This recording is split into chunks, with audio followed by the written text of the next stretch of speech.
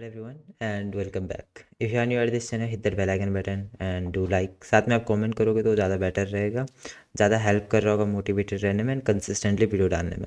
वैसे कंसिस्टेंटली नहीं डाल पाएंगे पर अल्टरनेटिव डेज पे हम ट्राई कर रहे होंगे। अगर कभी ज़्यादा बड़ा लेक्चर हो एंड पीपीटी बनाने में टाइम लग जाए उस वजह से थोड़ा सा डिले हो सकता है एंड कभी किसी और प्रॉब्लम की वजह से, अदरवाइज़ थोड़ा अल्टरनेटिव डे पे हम मेनली ट्राई कर रहे होंगे। तो हमने बताया था इससे पहले जो लेक्चर था उसमें हमने बात की थी कि आपको वीएस कोड इंस्टॉल करना है एंड जेडीके, जिससे हम अपने कोड को यहाँ पे रन कर पाएँ अच्छे से। ठीक है, तो कुछ इस तरीके से हमारे पास यहाँ पे आप देख सकते हो रहेगा। ठीक है, वेलकम स्क्रीन आपके पास होगी, बट यहाँ पे मेरे पास रिसेंट में ओपन है कुछ फाइल्स, क्योंकि मैंने पहले काम कर रखा है जिनके साथ, उस वजह से। ठीक है, अगर आपने पहले किसी फोल्डर के साथ यहाँ कोई भी फाइल के साथ यहाँ पे आपने काम नहीं किया एंड आप कम्प्लीटली बिगिनर हो, तो उस केस में आपके पास इस तरीके से रिसेंट वाला ऑप्शन नहीं होगा एंड पहले आपको यहाँ पे थोड़ा ये ऑप्टिमाइज़ करना होगा अपना वीएस कोड, क्या थीम आप रखना चाहते हो एंड वो सारी चीज़ें। ठीक है, तो आप बेसिक सेटअप कर लेना, वो आप वहाँ पे देख लोगे जहाँ से भी आपने कोई लेक्चर देखा होगा वीएस कोड किस तरीके से इंस्टॉल करना है। एंड अगर आप पहले से डेवलपर हो तो आपको बेसिक सा पता होगा। तो चलिए ठीक है, यहाँ पे आपको क्या करना है, एक फाइल हम क्रिएट कर रहे होंगे कुछ। ठीक है, तो यहाँ पे हम न्यू फाइल क्रिएट करेंगे। ठीक है, यहाँ पे कुछ इस तरीके से हमारे लिए आएगा, अनटाइटल्ड एक न्यू फाइल रहेगी।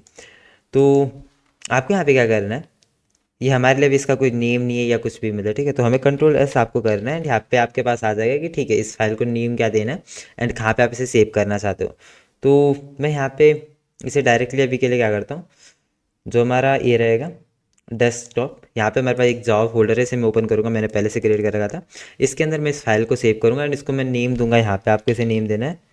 ओके, यहाँ पे ये नहीं, मुझे यहाँ पे से नेम देना है। ठीक है, तो मैं इसे नेम दूंगा यहाँ पे जावा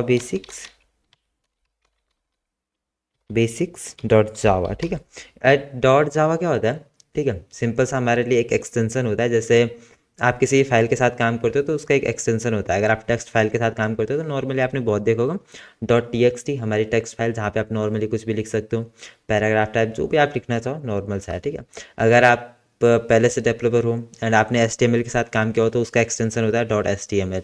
इसी तरीके से और भी बहुत सी चीज़ों का। ठीक है, तो जब भी हम जावा के साथ काम करते हैं तो हमें डॉट जावा लिखना होता है किसी फाइल के अंदर, अगर हमें जावा का कोड करना है। इसे सेव करेंगे यहाँ पे एंड आप देखोगे यहाँ पे हमारे लिए ओपन हो जाएगा एंड स्क्रीन पे आप देखोगे यहाँ पे हमारे लिए आ रहा है एड्रेस। एड्रेस क्या है, होम के अंदर डेस्कटॉप में हमारे लिए एक जावा फोल्डर है जिसमें हमारे लिए जावा बेसिक्स डॉट जावा फाइल है। ठीक है, तो ये सिंपल सा हमारे लिए पूरा यहाँ पे है। तो मैं यहाँ पे क्या करूँगा, ये बेसिक सा एंड आप यहाँ से कोड कर सकते हो, ये मैंने बेसिक सा बताया। लेकिन मैं यहाँ पे क्या करूँगा, मैं गिटअप का यूज़ करने वाला हूँ। अगर आपको गिटअप के बारे में नहीं पता किस तरीके से क्या है, तो इसके बारे में ज़्यादा नहीं सोचना, आपको इस तरीके से एक फाइल क्रिएट करनी है और उसके साथ काम करना है।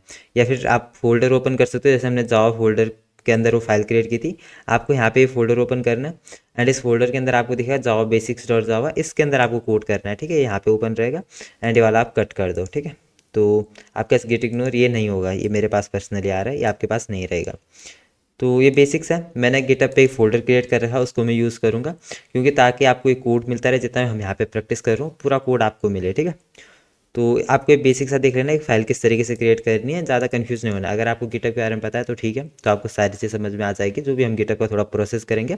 अदरवाइज आप सिर्फ कोड को कॉपी पेस्ट कर सकते हो। ठीक है, जैसे यहाँ पे आपको मैं ये रेफर लिंक ये जो रेफरिंग लिंक है ये मैं नीचे दे दूँगा, अगर अगर भूल जाऊँ तो आप कॉमेंट कर सकते हो या फिर डायरेक्टली यहाँ से मैं जो आपको स्क्रीन पे दिख रहा है आप इसको यूज़ कर सकते हो। ठीक है, तो मैं यहाँ पे आऊँगा एंड मैं इसे क्लोन करूँगा। ठीक है, ये जो पूरा फोल्डर है मैं इसे क्लोन करूँगा यहाँ पे कुछ इस तरीके से एंड अपने इसके अंदर आता हूँ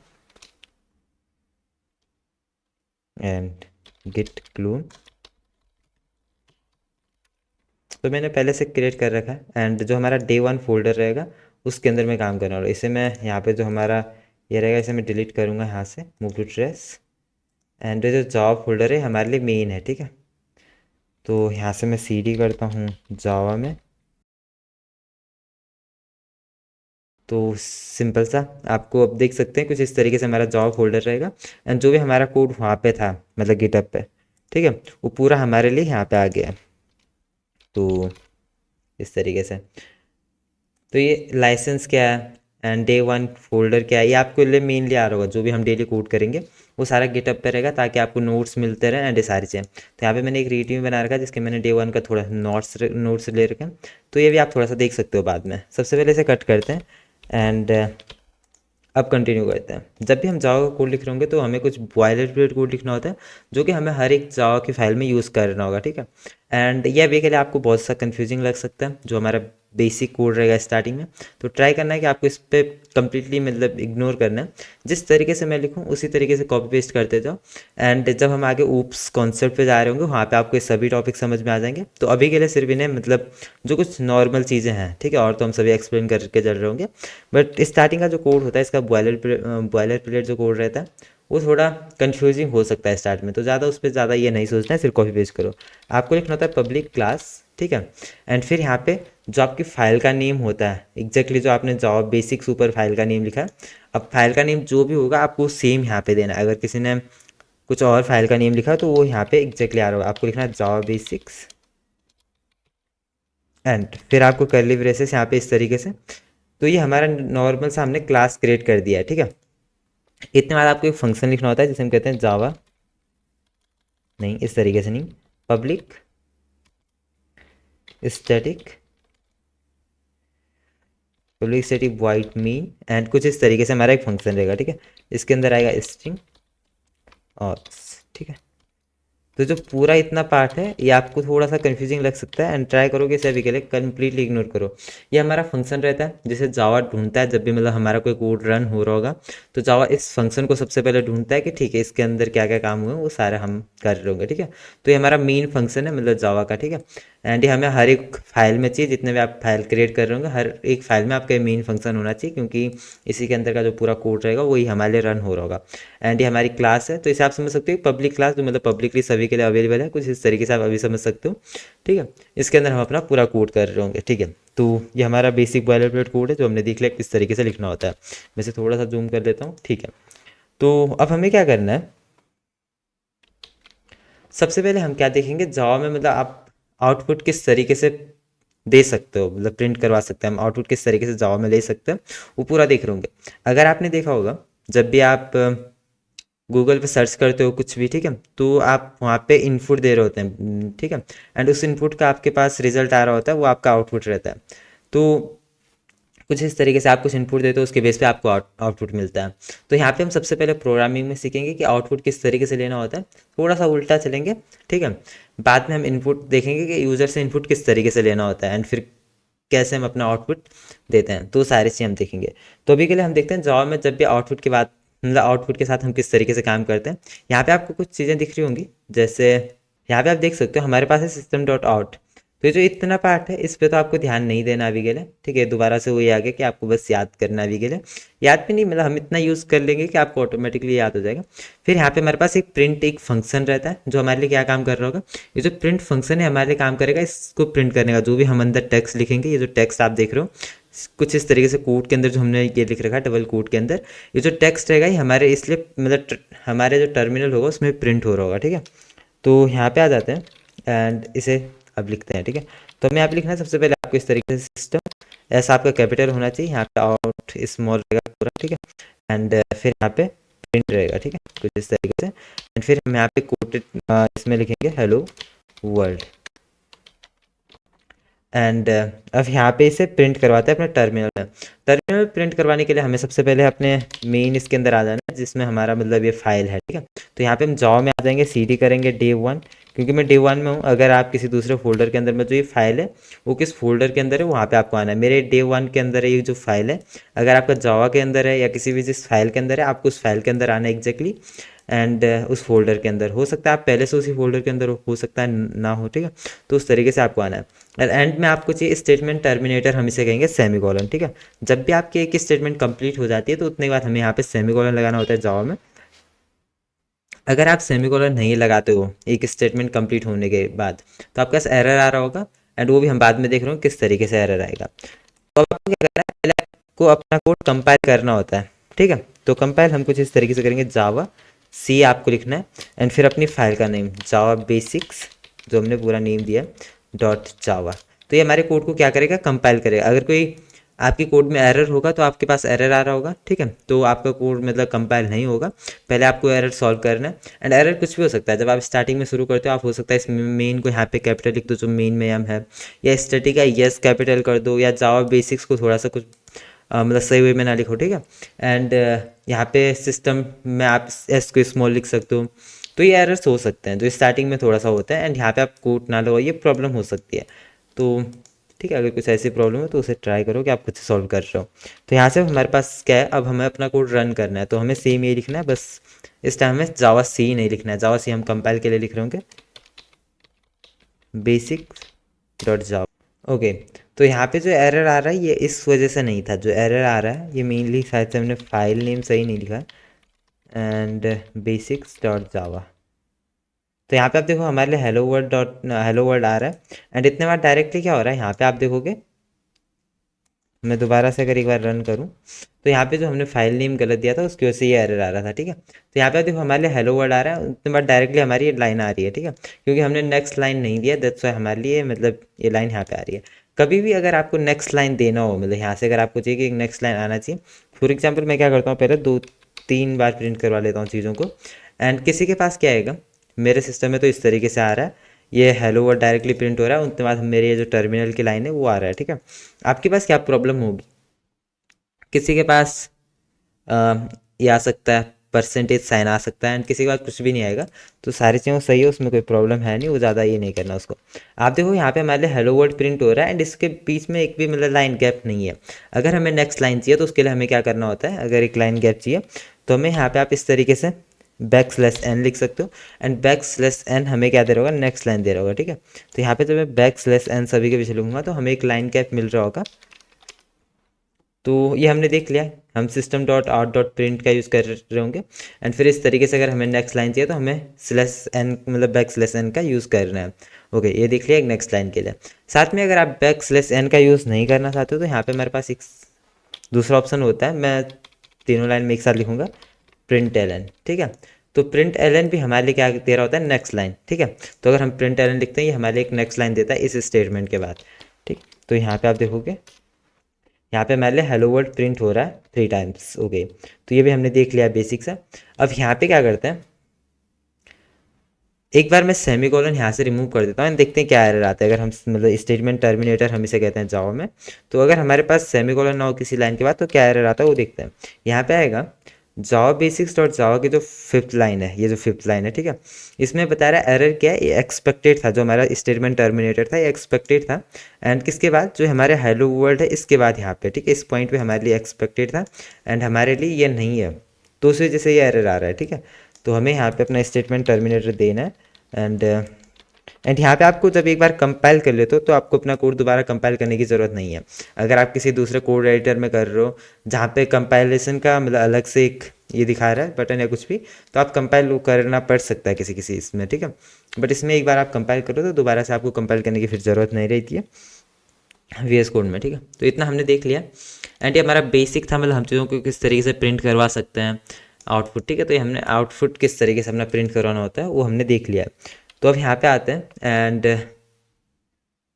इससे हम ये करते हैं। ओके, तो यहाँ पे हमें चाहिए, अब हमारे लिए आउटपुट इन जावा ही हमने देख लिया था ये तीनों, ठीक है। प्रिंट सबसे पहला, ठीक है।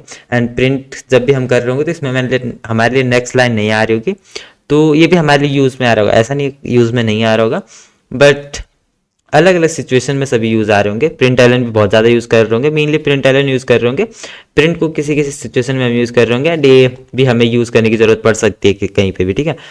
तो देखेंगे इसे आगे कहाँ पे यूज़ करना है। अब हम क्या करेंगे, सबसे पहला टास्क है हमारे पास प्रिंट अ पैटर्न, तो हम एक पैटर्न प्रिंट कर रहे होंगे कुछ इस तरीके से। सबसे पहले हमारे पास 5 स्टार्स, फिर 3, फिर मतलब 4 3 2 1, तो इस तरीके से हमें एक फॉर्मेट में स्टार प्रिंट करवाना है, एंड ये बहुत नॉर्मल है, ठीक है।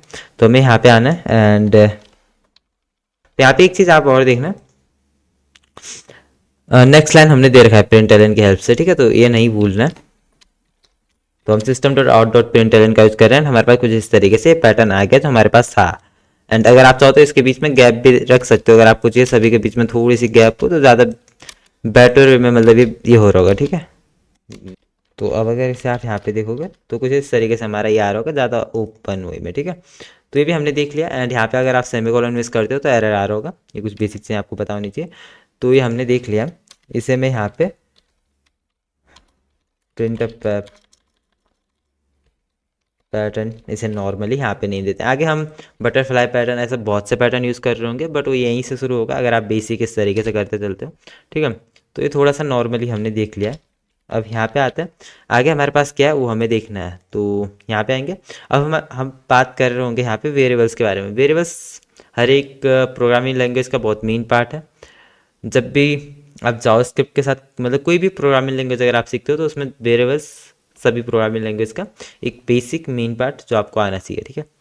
तो वेरिएबल्स हमारे डेटा को स्टोर कर रहे होते हैं। जैसे आप अगर किसी वैल्यू को स्टोर करना चाहते हो तो उसे हम वेरिएबल्स के अंदर स्टोर करते हैं। और वेरिएबल्स जो हमारे लिए होते हैं वो हमारी मेमोरी में जाके सेव होते हैं एंड हम उन्हें डायरेक्टली कभी भी फिर कॉल कर सकते हैं। फॉर एग्जांपल, अगर हमारे पास हमें यूज़र की इन्फॉर्मेशन स्टोर करनी है, यूज़र का नेम हो गया एंड जैसे यूज़र कभी कहीं किसी प्लेटफॉर्म पे अगर लॉग इन कर रहा है, साइन अप कर रहा है, तो वहाँ पे जो हम उसका डेटा स्टोर करते हैं वो भी हमारे लिए कुछ इसी तरीके से होता है कि हम एक वेरिएबल के अंदर उसका नेम स्टोर कर रहे हैं एंड उसकी एज हो गया, ठीक है। तो ये सारी चीज़ें हम एक वेरिएबल के अंदर रखते हैं एंड फिर वो वेरिएबल हमारे लिए क्या होता है, हमारे मतलब मेमोरी में जाके स्टोर होता है एंड फिर जब भी हम उसे यूज़ करना चाहें डायरेक्टली हम उस नेम एंड एज को यूज़ कर सकते हैं वेरिएबल की हेल्प से।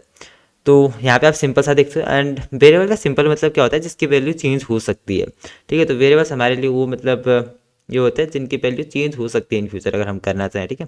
एंड यहाँ पे हमारे पास लिटरल भी होता है। लिटरल क्या होता है, लिटरल हमारे लिए सिंपली जिसकी वैल्यू चेंज नहीं हो सकती, तो फिक्स्ड भी होते हैं। जैसे जावा में हमारे पास ये होते हैं नंबर लिटरल्स हो गए होते हैं 1 2 3 4 5 6 7 8 इस तरीके से, ठीक है। एंड कैरेक्टर लिटरल्स होते हैं A B C D ये सारे, ठीक है। तो ये हमारे लिए क्या होता है, इनकी वैल्यू चेंज नहीं हो सकती है। एंड ये जो है जैसे आप देख रहे होंगे यहाँ पे L W, इसे हम A एंड B लेके चलते हैं अभी के लिए। तो यहाँ पे हम इसे A लेके चलते हैं एंड यहाँ पे इसे हम बी कहते हैं, जो हमारी विड्थ रहेगी एंड लेंथ हमारा इस तरीके से। तो यहाँ पे आप देखोगे जो ये अगर हमारे पास कुछ इस तरीके से रेक्टेंगल है तो इसका जो ए एंड बी है इसकी वैल्यू चेंज होगी इन फ्यूचर, ठीक है। फॉर एग्जांपल अगर बाद में हमारे लिए कोई दूसरा रेक्टेंगल दे दे तो उस केस में हमारी ए एंड बी चेंज होगा, ठीक है। तो इसी तरीके से हमारे वेरिएबल्स रहते हैं उनकी वैल्यू चेंज हो सकती है एंड ए और बी हमारे लिए क्या है, इस रेक्टेंगल में हमारे लिए वेरिएबल्स हैं, ठीक है। जैसे कि आपने मैथ में देखा होगा ए एंड बी हमारे लिए यहाँ पे वेरिएबल्स है। तो सिंपल सा आपको इसे ज़्यादा कन्फ्यूजिंग नहीं करना है। सिंपल सा वेरिएबल हमारे लिए किसी वैल्यू को स्टोर करते हैं एंड ये जो वेरिएबल्स की वैल्यूज़ रहती है ये चेंज हो सकती है, ओके। तो चलिए अब वेरिएबल्स हमें किस तरीके से डिक्लेयर करने होते हैं सारा हम देख रहे होंगे। सबसे पहले देखते हैं वेरिएबल स्टोर किस तरीके से होते हैं, ठीक है।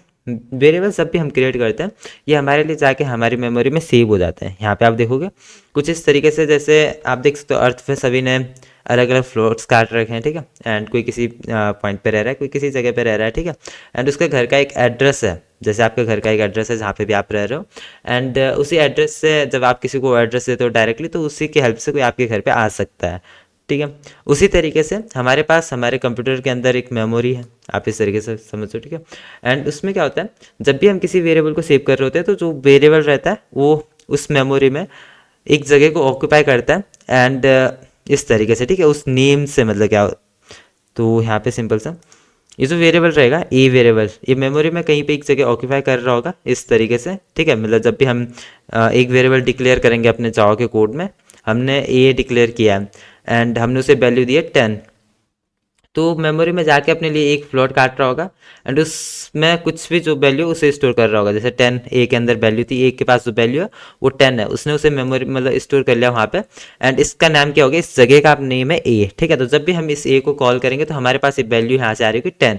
इसी तरीके से ये बी है मेमोरी में कहीं पे स्टोर हो जाएगा एंड जो इसकी वैल्यू है ये भी मतलब स्टोर हो जाएगी, ठीक है। तो जब भी हम बी को कॉल करेंगे हमारे लिए वैल्यू आ रही होगी। तो कुछ इस तरीके से मतलब बी हमारा एड्रेस है, ए हमारा एड्रेस है यहाँ पे एंड इसके लिए वैल्यू स्टोर हो रही होगी। तो जैसे कि आपने किसी को एड्रेस दिया तो वो आपका ये हो गया, ये आप जैसे नेम था, ठीक है। एंड फिर उस घर के अंदर जो सभी लोग रह रहे हैं इसी तरीके से, ठीक है, नॉर्मल सा। तो ज़्यादा कुछ इसमें था नहीं, कुछ इस तरीके से हमारे लिए मेमोरी के अंदर स्टोर हो रहा होगा एंड बहुत सिंपल सा था, ठीक है।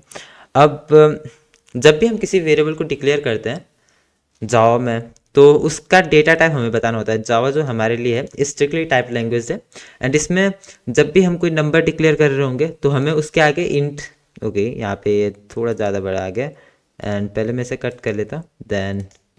तो हमें उसके आगे बताना होता है जो वेरिएबल है किस टाइप का वेरिएबल है। हमारे बहुत से टाइप्स होते हैं, कितने टाइप्स हमारे पास जावा में होते हैं वो सभी हम आगे देख रहे होंगे। लेकिन सबसे पहले यहाँ पे मेन चीज़ क्या है, जब भी हम जावा में, एक स्ट्रिक्टली टाइप लैंग्वेज है जावा, ठीक है। एंड स्ट्रिक्टली टाइप लैंग्वेज का फ़ायदा क्या होता है कि इसमें एरर्स बहुत कम आते हैं, क्योंकि आपका मतलब रन टाइम पे ही सभी एरर्स आ जाते हैं एंड आपको पता चल जाता है कि आपकी कोड में कोई प्रॉब्लम तो नहीं है एंड आप डायरेक्टली उसे फिर वहाँ पे कर सकते हो, मैनेज कर सकते हो। इसी तरीके से जावास्क्रिप्ट एक लैंग्वेज है जिसे हम जेएस कहते हैं, उसमें इस तरीके से नहीं होता है, उतना स्ट्रिक्टली टाइप नहीं है एंड आपको ये नहीं बताना होता है कि जब भी आप किसी वेरिएबल को सेव कर रहे होते हैं उसका टाइप क्या है। एंड फिर इस वजह से मतलब आपके रन टाइम में एरर नहीं आते हैं जब भी आप डायरेक्टली कर रहे होते हैं। मतलब आपके रन टाइम पे एरर आते हैं, जब आप कोड करते हो उस टाइम पे मेनली नहीं आते हैं, ठीक है। एंड ये हमारे टर्मिनल में आ जाते हैं जब हम डेवलपमेंट हम कर रहे होते हैं, तो ये सारी चीज़ें रहती है। तो यहाँ पे क्या है, जब भी हम कोई वेरिएबल डिक्लेयर करेंगे जावा में तो हमें उसका टाइप भी बताना होता है। जैसे अगर हम कोई वेरिएबल डिक्लेयर कर रहे हैं एज, तो एज हमारे लिए क्या रहेगा, एज को हम पहले बता रहे होंगे इंटीजर टाइप इसमें आ रहा होगा तो उसे हम इंट कहते हैं। तो अभी के लिए आप सिंपल सा इंट देख लो, टाइप हमारे पास कितने होते हैं हम बाद में देखेंगे। तो यहाँ पे आते हैं एंड इसको थोड़ा सा देखते हैं, ये हमने पैटर्न वाला बेसिक सा देख लिया था। तो इसे भी के लिए क्या कर देता हूँ मैं, कॉमेंट आउट यहाँ पे कर देता हूँ, ठीक है। एंड एक कमेंट और जो मैं अभी कर रहा हूँ इस पर ज़्यादा ध्यान नहीं देना, इस तरीके से मैं कमेंट क्या कर रहा हूँ ये सारी चीज़ें, ठीक है। ये मैं बाद में आपको बताऊँगा, ये आगे अलग से हमारे इसी पॉइंट में आज है ये। तो यहाँ पे आते हैं, अब बात करते हैं यहाँ पे हमारे पास क्या रहेगा, ठीक है। तो इसे मैं चाहूँ तो ये कर सकता हूँ इस तरीके से। तो यहाँ पे अब हमारे पास आएगा, तो अब हम यहाँ पे क्या करेंगे, वेरिएबल डिक्लेयर करेंगे। तो वेरिएबल के पहले हमें उसका टाइप बताना होता है। यहाँ पे मैं इंट बता रहा हूँ क्योंकि हम एक इंटीजर वैल्यू को सेव कर रहे होंगे। तो इंट में हमारे लिए होगा a is equal to 10 and इसी तरीके से int b is equal to 10, या बी को हम 5 देते हैं, ठीक है। अब मैं यहाँ पे क्या करता हूँ, system dot out dot print, तो ये हमारे लिए क्या कर रहा होगा, वैल्यू को प्रिंट करेगा। तो यहाँ पे जब भी आपको ए की वैल्यू को प्रिंट करवाना है, बी की वैल्यू को प्रिंट करवाना है, तो आपको कुछ इस तरीके से, ठीक है। यहाँ पे आप देखो हमारे लिए ए आ रहा है जबकि मुझे ये वैल्यू चाहिए थी। तो इस तरीके से हमें नहीं करना होता है, आपको इस तरीके से नहीं लिखना है। जब भी आपको कोई वेरिएबल की वैल्यू प्रिंट करवानी है, आपको वेरिएबल का नेम लिखना है, आपको इस तरीके से उसे इस कोड के अंदर नहीं लिखना है। जब भी हम किसी वैल्यू को कोड के अंदर लिख रहे हैं तो एज इट इज़ हमारे लिए प्रिंट होगी, ठीक है।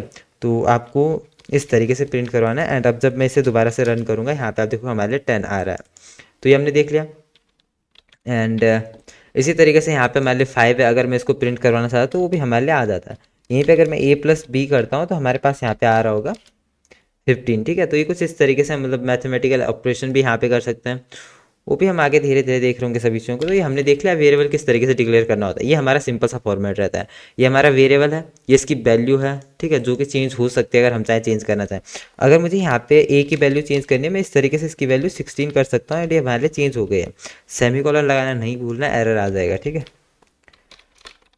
तो कुछ इस तरीके से देखो, अब हमारे पास 21 आ रहा है क्योंकि 16 प्लस 5 अगर हम करेंगे तो हमारे पास 21 आएगा। तो इस तरीके से आप वेरिएबल की वैल्यू चेंज भी कर सकते हो, ठीक है। तो ये हमारे पास इंट का हमने यूज़ किया था, इंट का सिंपल मतलब हम इंटीजर नंबर सेव कर वैल्यू स्टोर कर रहे हैं, ठीक है।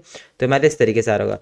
तो इसी तरीके से अगर आपको कैरेक्टर स्टोर करना हो, मतलब कोई कैरेक्टर वेरिएबल क्रिएट करना हो, तो उसके लिए हम क्या कहते हैं, हम इस तरीके से कैर का यूज़ करते हैं एंड फिर अपने वेरिएबल नेम देते हैं। जो वेरिएबल नेम आप देते हो कभी भी, वो कभी भी मतलब किसी रिजर्व जो कीवर्ड होता है वो नहीं देना होता है। जैसे आप देखोगे यहाँ पे रिजर्व कीवर्ड के हमारे लिए क्या है, वाइड है, मेन है एंड पब्लिक स्टैटिक है, हमारे रिजर्व कीवर्ड हैं जावास्क्रिप्ट के, आपको ये यूज़ नहीं करना है। जैसे हम यहाँ पे वेरिएबल नेम देंगे कुछ, तो उनमें आपको ये कभी भी यूज़ नहीं करना है, आपको सिस्टम नहीं देना है, आपको आउट प्रिंट एलन ये पहले से जावा यूज़ कर रहा है। तो अगर हम ये देंगे थोड़ा सा सेम हो जाएंगे, दूसरे से क्या होगा मतलब रिकॉग्नाइज नहीं कर पाएगा ये जावा। आप कह सकते हो कि आपने जो वेरिएबल नेम दिया उसे किस तरीके से यूज़ करना है, उस सिस्टम के अंदर आप समझ सकते हो, थोड़ी सी प्रॉब्लम आ जाएगी लैंग्वेज के अंदर। सो दैट्स वाई ये बेसिक्स आप ये समझ सकते हो। जैसे मैंने यहाँ पे कैर लिखा है तो मैं इस तरीके से दोबारा से ये नेम नहीं दे सकता हूँ, मैं अपने वेरिएबल को सेम नेम नहीं दे सकता हूँ जो हमारा ये रहेगा डेटा टाइप, जो हमारा डेटा टाइप रहेगा, ठीक है। डेटा टाइप को भी हम आगे देख रहे होंगे। तो इसे मैं सी एच दूंगा क्योंकि सी एच एक रिजर्व कीवर्ड नहीं है। एंड ये आपको याद करने की भी जरूरत नहीं है हमारे पास कितने रिजर्व कीवर्ड होते हैं कितने नहीं, वो आगे हम देख लेंगे। एंड जब भी हम कैरेक्टर लिखते हैं, कोई भी कैरेक्टर हो गया, ठीक है, जब भी हम कैर का यूज़ करते हैं उसमें हमें सिंगल कोटेड लिखना होता है एंड सिर्फ एक कैरेक्टर इसके अंदर आ रहा होगा ABCD इस तरीके से, ठीक है। हमें सिंगल कोड का यूज़ करना होता है, डबल कोड का नहीं। तो यहाँ पे आप देखो हमारे लिए 15 आ रहा है। अगर मैं कैर को प्रिंट करना चाहूँ तो हमें CH यहाँ पे लिखना होगा, एंड हमारे पास ये वैल्यू यहाँ पे आ जाएगी टर्मिनल में। तो यहाँ पे ये आ रहा है, ठीक है। तो टर्मिनल में कुछ इस तरीके से, अगर आपको ये नहीं पता टर्मिनल किस तरीके से ओपन होता है, क्योंकि अभी आप न्यू हो, तो आप यहाँ पे देखोगे इस तरीके से आपको ओपन करना है एंड यहाँ पे टर्मिनल आपको दिख जाएगा, ठीक है। तो ये सिंपल सा हमने देख लिया एंड अब यहाँ पे आते हैं, बात करते हैं डेटा टाइप के बारे में, ठीक है। तो यहाँ पे आप देखो data types in Java, screen पे आप कुछ इस तरीके से देख रहे होंगे। ओके, तो ये है नहीं पॉसिबल। तो यहाँ पे आप देखो स्क्रीन में हमारे पास डेटा टाइप्स दो टाइप के होते हैं, प्रिमिटिव, नॉन प्रिमिटिव। प्रिमिटिव हमारे लिए क्या होता है, these store actual values directly in memory, they are fast and fix size. जो हमारे प्रिमिटिव टाइप्स होते हैं वो हमारी एक्चुअल वैल्यूज को डायरेक्टली मेमोरी के अंदर सेव करते हैं and they are fast and fix size. तो ये फिक्स साइज के होते हैं एंड फास्ट रहते हैं, ठीक है। तो जैसे हमारा ये वीट है, ठीक है। तो ये हमारे लिए वन, इसका जो साइज होता है 1 बाइट होता है एंड इसके अंदर वैल्यू से स्टोर होती है माइनस मतलब -128 से +128 तक, ठीक है। तो इसके अंदर 156 के अराउंड टोटल नंबर से स्टोर होते हैं एंड अगर आप इससे बड़ा नंबर इसके अंदर स्टोर करने का ट्राई करो तो वो हमारे लिए नहीं हो पाएगा, वहाँ पे जाओ हमारे लिए एरर दे देगा। हमारे पास टोटल डेटा टाइप्स 8 होते हैं। अगर आप यहाँ पे देखो वीट मतलब जो हमारे प्रिमिटिव टाइप्स होते हैं एंड अभी के लिए यही मेरे नॉन प्रिमिटिव हमारे लिए क्या होते हैं, these store memory addresses and not actual values. इसे हम बाद में देख रहे होंगे। जैसे स्ट्रिंग को अभी के लिए यूज़ कर रहे होंगे मेनली। स्ट्रिंग क्या रहता है, अगर आप कोई टेक्सचुअल वैल्यू को मतलब स्टोर करना चाहते हो तो उसके लिए हम उसे लिखते हैं। जैसे आप सेंटेंस स्टोर करना चाहते हो, कोई वर्ड स्टोर करना चाहते हो, तो उस चीज़ के लिए हम मेनली स्ट्रिंग का यूज़ करते हैं। Array, class, object, interface, enum, ये क्या होता है ये हम बाद में देख रहे होंगे। थोड़ा सा आप इसकी डेफिनेशन देख लो, पर उतना कुछ अभी है नहीं। यहाँ पे हमारे पास शॉर्ट होता है, इंट होता है, लॉन्ग होता है, float, double, char and boolean, इन सभी को यूज़ करते हैं, ठीक है। ये हमारे लिए 1 बीट का होता है। ये 1 बीट JVM डिपेंडेंट, ये मतलब चेंज होते रहता है, डिपेंड करता है कि हम क्या स्टोर करते हैं किस तरीके से। तो अभी के लिए 1 बिट ये क्या होता है, ज़्यादा नहीं सोचना है। 1 बाइट के अंदर हमारा 8 बिट्स होते हैं। तो इसी तरीके से आप समझ सकते हो हमारे लिए 8 बिट्स ले रहा होगा, ठीक है। जो हमारा यहाँ पे वाइट रहेगा, ठीक है। एंड दिस शॉर्ट हमारे लिए 2 बिट्स की साइज़ लेता है, बस 2 बाइट एंड 16 बिट्स। एंड यहाँ पे ये सिंपल सा मैंने यहाँ पे बता दिया, कुछ चीज़ें नोट डाउन आप कर सकते हो। तो यहाँ पे हमारे लिए 1 बाइट इक्वल टू 8 बिट्स, ठीक है, 8 बिट्स। तो 1 बाइट इक्वल टू वो 8 बिट्स। तो यहाँ पे जो 1 बाइट है ये 8 बिट्स के इक्वल होता है। यहीं पे जो 2 बाइट्स है ये 16 बिट्स के इक्वल होता है, क्योंकि 1 बाइट इक्वल टू 8 बिट्स, तो 2 हमारा 16 हो जाएगा एंड 4 हमारा यहाँ पे 32 हो जाएगा। एंड इसी तरीके से 862 इस तरीके से रहता है। यह आप याद कर लो, क्योंकि आपसे मेनली पूछा जा सकता है यहाँ पे, ठीक है।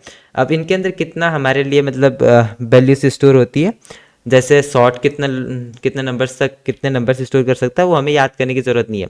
वो भी आप जाके गूगल कर सकते हो अगर आपको लगे कि ज़रूरत है, अदरवाइज उतना कुछ यूजेबल नहीं रहता है। तो अब इसे थोड़ा सा प्रैक्टिस कर लेते हैं। ये जो हमारे 8 ये होते हैं, ठीक है, डेटा टाइप्स। तो सभी डेटा टाइप्स के साथ काम करते हैं। तो हमारा बेसिक सा पैटर्न था। वैसे इसे आई डोंट थिंक कि हमें गिटअप पे मतलब करना चाहिए, नॉर्मल सा है, तो आई डोंट थिंक उसे हमें ऐड करने की ज़रूरत है। यहाँ पे हम बात करेंगे डेटा टाइप्स के बारे में। हमारे पास टोटल डेटा टाइप्स होते हैं 8, ठीक है। तो ये हमारे पास टोटल डेटा टाइप्स होते हैं। अल्ट जेड का यूज़ करके आप अपने कोड को रैप कर सकते हो। तो जो मैं यहाँ पे कमेंट कर रहा हूँ ये आप डायरेक्टली इस तरीके से लिख सकते हो। पहले आपको डबल ब्लैक स्लैश लिखना होगा एंड फिर इस तरीके से, ठीक है, जो बैक स्लैश रहता है, ब्लैक शायद से मैंने बोल दिया था, तो इस तरीके से जो बैक स्लैश रहता है आपको यूज़ करना होगा डबल, ठीक है। एंड फिर इस तरीके से आप कमेंट लिख सकते हो। कमेंट आपके कोड का वो पार्ट होता है जिसे मतलब कोड डायरेक्टली इग्नोर करता है। इसकी हेल्प से आप इसमें हिंदी में कुछ लिख सकते हो, इंग्लिश में कुछ लिख सकते हो। आप यहाँ पे कुछ भी लिखो, वो कोड इग्नोर कर रहा होगा कम्प्लीटली एंड उससे कोई उतना मतलब है नहीं। तो ये हमने देख लिया, ठीक है। अब यहाँ पे इन सभी डेटा टाइप्स को यूज़ करते हैं। सबसे पहले हमारे पास आएगा वीट। वीट के अंदर मैं स्टोर करना चाहता हूँ ए के अंदर मैं यहाँ पे लिखूँगा 100, ठीक है। एंड इसी तरीके से हमारे पास आएगा इंट। वैसे शॉर्ट इतने के बाद आता है मेनली, ठीक है। बिट से थोड़ा बड़ा हमारे लिए, जैसे बिट हमारे लिए 156 नंबर के अराउंड ये स्टोर कर सकता है टोटल नंबर्स, ठीक है। एंड शॉर्ट हमारे लिए थोड़ा सा इससे बड़े नंबर से स्टोर कर सकता है, पर ज़्यादा ये भी नहीं कर सकता है। तो यहाँ पे मैं 200 से कह सकते हैं। एंड फिर लॉन्ग हमारे लिए, और जो हमारा इंट होता है बहुत ज़्यादा बड़े नंबर को स्टोर करता है। बट फिर भी अगर आपको लगे कि ज़्यादा नहीं हो रहा है अभी भी, जैसे मैं यहाँ पे ठीक है, ये करता हूँ। एंड इसी तरीके से हमारे पास लॉन्ग होता है, लॉन्ग सबसे बड़ा होता है इनमें से, ठीक है। यहाँ पे मतलब जब भी हम सिर्फ सिंपल नंबर्स की बात कर रहे हैं, डी हमारे लिए रहेगा यहाँ पे। एंड में कोई भी एक लॉन्ग नंबर लिखता हूँ, इसके एंड में आपको एल लिखना होगा। जब भी आप एक लॉन्ग नंबर लिखते हो तो उसके एंड में आपको एल लिखना होता है, जिससे ये आइडिया लग जाता है कि ठीक है ये लॉन्ग नंबर है। तो इस तरीके से हम ये लिख रहे होंगे। पहले हमें अपना डेटा टाइप बताना होता है, ये हमारा डेटा टाइप रहेगा, फिर वेरिएबल नेम, फिर इस तरीके से हम वैल्यू स्टोर कर रहे होंगे, ठीक है। तो ये हमारा इस तरीके से सिंपल सा हमारे नंबर से स्टोर कर रहे होंगे। तो ये हमारे लिए इसके अंदर यहाँ पे इसमें देखें तो ये हमारे लिए स्टोर कर सकता है -128 से टू 127 तक, ठीक है। एंड इसी तरीके से कुछ लिमिट इसकी भी होती है, इंट की भी एक लिमिट होती है, एंड इस साइड से बिलियन लिमिट होती है, ठीक है, 1 बिलियन, कुछ इस तरीके से। लॉन्ग भी हमारा और ये जा रहा होता है। तो अब यहाँ पे हमारे लिए रहेगा, जब भी हम डेसिमल नंबर्स को स्टोर करवाना चाहें, डेसिमल नंबर को, ठीक है, उसके लिए हमारे लिए यूज़ में आता है फ्लोट या डबल। जैसे float a is equal to, ये हमारे स्टोर करा हुआ 10.99 पेंसिल प्राइस हम ले के चलते हैं इसे, ठीक है। एंड इसी तरीके से हमारे लिए डबल क्या करता है, डबल हमारे लिए अगर डेसिमल में हमारे पास बहुत बड़ा नंबर है तो हमारे लिए डबल के अंदर आ रहा होगा। डबल के अंदर हम यहाँ पे कहेंगे, इसे मैं प्राइस कह सकता हूँ, ये हमारे लिए प्राइस रहेगा। एंड इसे मैं डबल प्राइस कह सकता हूँ, ठीक है। तो इसके अंदर हमारे लिए आ रहा होगा 0.99। तो ये हमारे लिए क्या रहेगा, ये हमारा डबल। वैसे तो ये बहुत छोटी वैल्यू है, मतलब इसे हमारे लिए फ्लोट भी स्टोर कर सकता है, लेकिन अगर हमारे पास किसी केस में बहुत बड़ा नंबर है तो उसे हमारे लिए फ्लोट मैनेज कर रहा होगा, मतलब डबल मैनेज कर रहा होगा, ठीक है। तो ये इतना आप देख सकते हो, हमारे लिए डबल में ही मेनली आ रहा होगा। अगर मैं इसे फ्लोट के अंदर स्टोर करने का ट्राई करूँ तो थोड़ा एरर आएगा, एंड वो हम आगे देखेंगे किस तरीके से मैनेज करना है। तो इतना हमने देख लिया, डेसिमल नंबर को इस तरीके से स्टोर करवा सकते हैं। कभी अगर हमें ट्रू फॉल्स कहीं पे ज़रूरत पड़ सकती है तो उस केस में हम यूज़ करते हैं बूलियन का। जैसे मुझे यहाँ पे बूलियन में यूज़ करूँगा, एंड मैं यहाँ पे लिख रहा हूँ इज़ अडल्ट। तो इसके अंदर येस या नो मतलब ट्रू फॉल्स आएगा, ठीक है। तो ट्रू फॉल्स वैल्यू स्टोर करता है, या तो आप यहाँ पे ट्रू लिख सकते हो या यहाँ पे फॉल्स लिख सकते हो, ठीक है। कुछ और लिखने का ट्राई करोगे एरर आएगा, तो ट्रू फॉल्स से सिर्फ स्टोर कर रहा होगा। एंड ये हमारे लिए आगे कंडीशनल स्टेटमेंट में यूज हो रहा होगा, वो क्या रहता है वो भी हम आगे देख रहे होंगे। अब यहाँ पे आगे हमारे लिए लास्ट बचा है, जो टोटल हमने 7 यूज़ कर लिए। 4 हमारे लिए यहाँ पे इस तरीके से नॉर्मल नंबर्स के लिए यूज़ में आ रहे होंगे, 2 हमारे लिए यहाँ पे डेसिमल नंबर के लिए रहेंगे, ठीक है। एंड ये इस तरीके से हमारे लिए ये रहेगा। एंड फिर यहाँ पे हमारे लिए कैर, ठीक है। एंड इसके अंदर आप कोई भी कैरेक्टर स्टोर कर सकते हो, जैसे मुझे एंड ए, ठीक है। आप बी स्टोर करना चाहते हो, कुछ इस तरीके से आप कैरेक्टर्स को स्टोर कर सकते हो। ये हमारे लिए पूरे इस तरीके से आ रहे होंगे। तो ये सिंपल सा हमने देख लिया, कुछ इस तरीके से मैंने यूज़ कर सकते हैं। तो ये सिंपल सा हमारा फॉर्मेट रहता है, ओके। इसमें कोई प्रॉब्लम नहीं होगी। टोटल हमारे 8 डेटा टाइप्स हैं। एंड यहाँ पे एक चीज़ ये हमारे लिए रहेगा सिंगल कोट, हमेशा आपको यहाँ पे यूज़ करना है, ठीक है, सिंगल कोट। एंड इसके अंदर सिर्फ एक कैरेक्टर आ रहा होगा, आपको मतलब 2 या 3 कैरेक्टर नहीं लिखने। कुछ इस तरीके से एग्जाम्पल के लिए मैं यहाँ पे बता दे रहा हूँ। तो ये रहेगा, ठीक है। अब आप अगर इन्हें ये करना चाहते हो, प्रिंट करवाना चाहते हो, तो system dot out dot print ln, यहाँ पे मैं कैरेक्टर को प्रिंट करवा सकता हूँ। एंड सेमी कॉलन यहाँ पे आपको ऐड करना है। एंड यहाँ पे हमारे लिए एरर क्या आ रहा है, एरर आ रहा है possible lossy conversion from double two float. ये क्या बता रहा है, मतलब हमारा थोड़ा सा लॉस हो सकता है, क्योंकि हम क्या कर रहे हैं, हम एक डबल ए से बता रहे हैं, जो हमने यहाँ पे लिखा है डबल है, ठीक है। मतलब ये जो नंबर टाइप हमने यहाँ पे लिखा है 10.99, एक डबल नंबर है। एंड इसे अगर हम फ्लोट में कन्वर्ट करने का ट्राई करें तो हमारे पास एरर आएगा। तो जब भी आप इस तरीके से फ्लोट के अंदर कोई वैल्यू स्टोर कर रहे हो तो ट्राई करो कि आप हमेशा उसके पीछे एफ ऐड कर रहे हो, ठीक है। तो इससे क्या है, इसे मतलब जावा सक्सेसफुली कंटिन्यू कर देगा। एंड जब भी आपको लग रहा है एक बड़ा नंबर है इस तरीके से, तो ये एक्चुअल में एक डबल नंबर है, किसमें आपको उसे डबल के अंदर ही स्टोर करो, ठीक है। तो ये जब भी आप फ्लोट नंबर लिखते हो उसके एंड में आप एफ हमेशा ऐड करना, अदरवाइज थोड़ी सी प्रॉब्लम आ सकती है, ठीक है। तो यहाँ पे अब आप देखोगे हमारे लिए ए प्रिंट हो रहा है, एंड ये सारी वैल्यू सही तरीके से प्रिंट हो रही है, ठीक है। एंड ये तो हमने देख लिया, अगर आप इन्हें प्रिंट करोगे तो सही तरीके से सभी प्रिंट हो जाएंगे। यहाँ पे मैं क्या करता हूँ, इसके अंदर मैं 129 स्टोर करता हूँ। यहाँ पे आप देखोगे हमारे लिए एरर आएगा। एरर क्या आएगा,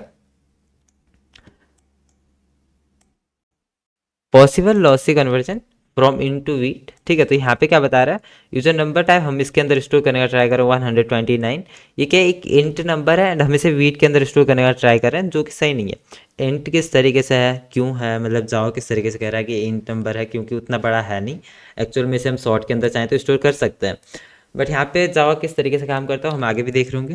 एंड इस चीज़ को ज़्यादा अभी सोचने की ज़रूरत है नहीं, बट सिंपल सा आपको एक चीज़ समझ लेना है। इसके अंदर जब भी आपको कभी भी लग रहा है जैसे आप आगे कोड कर रहे होंगे, इस तो मेनली इंट या लॉन्ग को यूज़ करते हैं, शॉर्ट एंड वेट को हम मेनली यूज़ नहीं करते हैं। बट स्टिल अगर कभी कर रहे हो तो उस केस में आपको ध्यान रखना है कि आपकी वैल्यू जो कभी भी इस लिमिट को एग्जिस्ट नहीं ये नहीं करनी चाहिए, मतलब एग्जिट जो भी कुछ है, ठीक है। तो सिंपल सा आपको ये ध्यान रखना है, ठीक है। तो यहाँ पे इसे कट करते हैं एंड इसे हम 100 कहेंगे। ये हमारा वीट शॉर्ट एंड ये भी इसका मतलब ये है, ये हमारा सबसे ये है, ठीक है। ये 1 बीट जो रहेगा ये हमारे लिए 2 बीट, ये हमारे लिए 2 बीट रहेगा, ये 4 एंड वाइट जो भी कुछ है, एंड ये हमारे लिए 8 एंड ये हमारे लिए 4, ये हमारे लिए 8 एंड ये हमारे लिए 1 बिट लेगा एंड ये हमारे लिए 2 वाइट, ठीक है। तो यहाँ पे अगर आप देखो तो ये हमारे लिए कैरेक्टर हमारा 2 वाइट रहेगा, डबल 8 फ्लॉट हमारा 4 रहेगा एंड लॉन्ग हमारे लिए 8 वाइट्स रहेगा, इंट 4 एंड शॉर्ट हमारे लिए 2 वाइट 1 वाइट एंड कैरेक्टर हमारा 2 वाइट्स एंड बुलियन हमारे लिए 1 बिट। तो ये आपको बेसिक चीज़ें ध्यान में रखनी है, ठीक है। अब स्ट्रिंग हमारे लिए मेनली हम यूज़ कर रहे होंगे अभी, जो एक नॉन प्रिमिटिव डेटा टाइप है उसे हम मेनली अभी यूज़ करेंगे और हम मेनली यूज़ नहीं कर रहे होंगे। स्ट्रिंग हमारे लिए यूज़ में आएगा जैसे हम नेम को स्टोर करवाना चाहते हैं, नेम हमारा महेश, ठीक है। तो स्ट्रिंग को हम मेनली यूज़ करेंगे, स्ट्रिंग हमारे लिए यूज़ में आएगा जैसे अगर हमें कोई सेंटेंस लॉन्ग सेंटेंस ये करना है, नेम स्टोर करना है, तो उस केस में हमारे लिए आएगा। यार हमारे लिए सिर्फ इसलिए यूज़ में आ रहा होगा जैसे आप सिंगल ये कैरेक्टर यूज़ ये करना चाहते हो, स्टोर करना चाहते हो उस केस में। तो ये इतना हमने देख लिया एंड ये हमारे लिए भी मेन था। नेम को अगर मैं यहाँ पे प्रिंट करवाता हूँ आप देखोगे हमारा नेम यहाँ पे प्रिंट हो जाएगा महेश। तो ये बेसिक चीज़ है, इसमें ज़्यादा कन्फ्यूज होने की ज़रूरत है नहीं। एंड हमने यहाँ पे बेसिक सा डेटा टाइप्स के साथ काम कर लिया। हमारे पास टोटल प्रिमिटिव डेटा टाइप्स 8 होते हैं, primitive data types, okay. And ये हमारे पास 8, ठीक है। तो मैंने यहाँ पे ये भी लिख दिया एंड इसे मैं गिटअप पे ऐड कर दूंगा तो वहाँ से जाके आप ये पूरा कोड देख सकते हो। तो हमने यहाँ पे इस तरीके से कोड कर लिया, ओके। तो अब हम आगे चलते हैं एंड इसे कट करते हैं आगे। तो नेक्स्ट अब हमारे पास रहेगा सम ऑफ ए एंड बी। हमें क्या करना है, सम लेना है ए एंड बी का, ठीक है। तो यहाँ पे आते हैं एंड इसे कट करते हैं एंड हम क्या करते हैं, सबसे पहले हम एक इंट या तो इस चीज़ को जितना भी हमने कोड किया है इसे हम थोड़ा सा ये कर सकते हैं नीचे, ठीक है। जो भी हम कोड करेंगे उसे टॉप पे रखते हैं। तो यहाँ पे हमारे लिए आएगा सम ऑफ ए एंड बी, ठीक है। तो हमें ए एंड बी का सम लेना है। तो सबसे पहले हम दो वेरिएबल डिक्लेयर करेंगे, int a is equal to, इसे हम कहेंगे 10 and int b is equal to 5। अब इनका सम हम एक न्यू वेरिएबल के अंदर शुरू करेंगे, sum is equal to a plus b and इसे हम क्या करेंगे, system dot out dot print ln, ठीक है। तो प्रिंट एलन का यूज़ करके हम इसकी वैल्यू को यहाँ पे सम को प्रिंट करवा लेंगे। अब आप देखोगे तो यहाँ पे हमारे लिए सम आ रहा होगा, ओके। यहाँ पे ए एंड बी में ये थोड़ी सी प्रॉब्लम बता रहा है, हमने यहाँ पे वेट का यूज़ किया है, wait 100 variable already defined in main method, okay. तो यहाँ पे जो ए एंड बी हम यूज़ कर रहे हैं या पहले से हमने यहाँ पे यूज़ कर रखा है, तो उस वजह से हमारे लिए एरर आएगी। तो इसे हम कहेंगे नंबर 1, ठीक है, एंड num2 एंड यहाँ पे सम के अंदर हमारे लिए num1 एंड यहाँ पे num2, ठीक है। तो ये सिंपल सा हमारे लिए रहेगा। तो हम किसी एक वेरिएबल को 2 टाइम्स यूज़ नहीं कर सकते, यहाँ पे हमारे लिए 15 वैल्यू आ जाएगी। तो कुछ इस तरीके से हम सम को भी देख सकते हैं। ये हमारे लिए सिंपल सा था, हमने 3 इंट वेरिएबल्स क्रिएट किए एंड फिर उन्हें इस तरीके से सम लिया एंड उसे प्रिंट करवाया। तो सम हमने देख लिया, sum of A and B. And अब यहाँ पे आए, आगे हमारे लिए रहेगा कॉमन सिन जाओ एंड मेमोरी में किस तरीके से सेव होगा आपको पता है। सबसे पहले हमारा नम जाके एक मतलब अपने लिए कोई एक ये लेगा, जगह लेगा जहाँ पे वो 10 को स्टोर कर रहा होगा, एक फ्लोट आप कह सकते हो। इसी तरीके से num2 हमारे लिए एक फ्लोट लेगा जहाँ पे वो अपनी वैल्यू को स्टोर कर रहा होगा 5। एंड अब इसी तरीके से सम जाएगा, सम पे अपने लिए एक फ्लोट ले लेगा मेमोरी के अंदर एक जगह, ठीक है। एंड उस जगह पे फिर क्या हो रहा होगा, हमारे num1 को पहले ये ढूंढ के लाएगा, ठीक है। मेमोरी से num1 की वैल्यू हमारे 10 आएगी, यहाँ पे 10 आएगा। इसी तरीके से num2 की वैल्यू हमारे पास आएगी 5 एंड इन दोनों को ये ऐड करके सम के अंदर हमारे लिए उस फ्लोट में वैल्यू स्टोर होगी 15। तो इस तरीके से हमारे लिए यहाँ पे 15 वैल्यू आ रही होगी। एंड एक चीज़ आपको हमेशा ध्यान रखना है, जितने भी हमारे वेरिएबल्स मेमोरी में स्टोर हो रहे हैं सबका साइज अलग है, ठीक है। मतलब जैसे हमारा इंट है, तीनों इंट है, तो तीनों का साइज क्या है, ये हमारा रहेगा 4 बाइट्स, ठीक है, 4 बाइट्स, एंड ये हमारे लिए लेगा 4 बाइट्स, 4 बाइट्स। एंड इसी तरीके से ये जो सम है ये भी हमारा इंट है, तो ये भी हमारे लिए 4 बाइट्स ले रहा होगा। तो इनके बीच में आप कुछ इस तरीके से समझ सकते हो मेमोरी में हमारे लिए किस तरीके से स्टोर होंगे। जैसे अगर हमारा ये 100 पे स्टोर हुआ है कहीं पे, ठीक है, 100 पे ये स्टोर हो रखा है, एंड ये num1, तो ये num2 हमारे लिए स्टोर होगा कुछ इस तरीके से, आप समझ सकते हो 104 पे, ठीक है, एंड 108 पे हमारे लिए ये स्टोर होगा कुछ इस तरीके से। मतलब कितनी ये मेमोरी भी उतनी इस ये करते हैं, ठीक है, मतलब उतनी मेमोरी हमारे लिए कवर कर रहे होते हैं हमारे इसमें, ठीक है, जितना ये वाइट यहाँ पे हमने बता रखा था, जितना इनका साइज़ रहेगा उसी बेस पे मेमोरी कवर कर रहे होंगे। तो सभी जो हमारे वेरिएबल्स रहेंगे वो अलग अलग मेमोरी ऑक्यूपाई करते हैं। अगर हमारा कोई दूसरा वेरिएबल है, बूलियन वेरिएबल, तो अलग वो कम स्टोरेज ले रहा होगा। वहीं पर अगर कोई एरे हम बाद में डिक्लेयर करेंगे, जो कि हम बाद में देखें, अगर किसी को नहीं पता एरे क्या होता है, तो ज़्यादा स्टोरेज लेते हैं उसके बेस पे कि कितना डेटा उसके अंदर है, वो सारी चीज़ें। तो यहाँ पे चलते हैं अब कमेंट्स इन जावा देखते हैं। अभी तक हम सिंगल लाइन कमेंट का बहुत ज़्यादा यूज़ करते हैं। सिंगल लाइन कमेंट हमारे लिए क्या होता है, जैसे आप यहाँ पे बैक स्लैश को 2 टाइम्स लिखते हो तो इस तरीके से हमारे लिए, अगर आप कंट्रोल बैक स्लैश से यहाँ पे आपका बटन रहता है शिफ्ट के पास, ठीक है, राइट साइड में, अगर आप इसे क्लिक करते हो तो ऑटोमेटिकली यहाँ पे हमारे लिए स्क्रीन पे आ जाएगा। एंड सिंगल कोट हम मेनली जैसे इस तरीके से एक्सप्लेन करने के लिए यूज़ में ला सकते हैं। जैसे हमने लिखा सम ऑफ ए एंड बी, तो जब भी मेरा कोड कोई यहाँ पे देखे, इस कोड को अगर कोई पढ़ता है तो उसे आइडिया लग जाएगा, ठीक है, यहाँ पे हम क्या कर रहे हैं, ए एंड बी का सम ले रहे हैं। यहाँ पे हमने लिखा है प्रिमिटिव डेटा टाइप्स, तो इससे हमें आइडिया लग रहा है कि ठीक है, इसके अंदर हमने प्रिमिटिव डेटा टाइप्स को यूज़ किया है।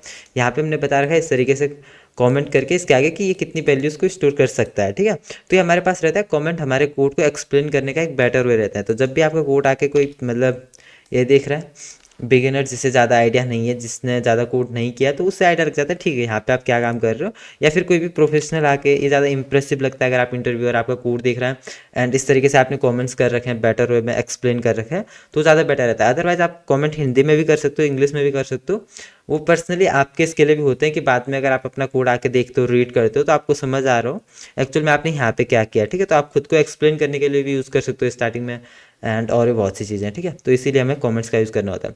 बट कभी कभी हमें मल्टी लाइन कमेंट की यूज़ मतलब नीड हो सकती है। जैसे यहाँ पे आप देखोगे मैंने कमेंट, ठीक है, यहाँ पे तो अभी तक नहीं किया, बट पहले मैंने किया था। अगर मुझे पूरा कोड कमेंट करना है तो उसमें मुझे क्या करना होगा, क्योंकि मैं इस तरीके से नहीं जा सकता, मैं सिंगल लाइन कमेंट कर रहा हूँ, इससे फिर मुझे हर एक लाइन को कमेंट आउट करना होगा। सबसे पहला ऑप्शन, अगर आपको सभी को एक साथ करना है तो आप कंट्रोल स्लैश से सभी सिंगल लाइन कमेंट में आ जाएंगे। लेकिन हमारे पास एक मल्टी लाइन कमेंट रहता है जिसकी वजह से पूरा कोड हमारे लिए कमेंट आउट हो जाएगा। इसमें आपको क्या करना है, कंट्रोल शिफ्ट ए, मेरे इस पे तो इसी तरीके से हो जाता है, अदरवाइज आप थोड़ा सा देख सकते हो किस तरीके से होगा।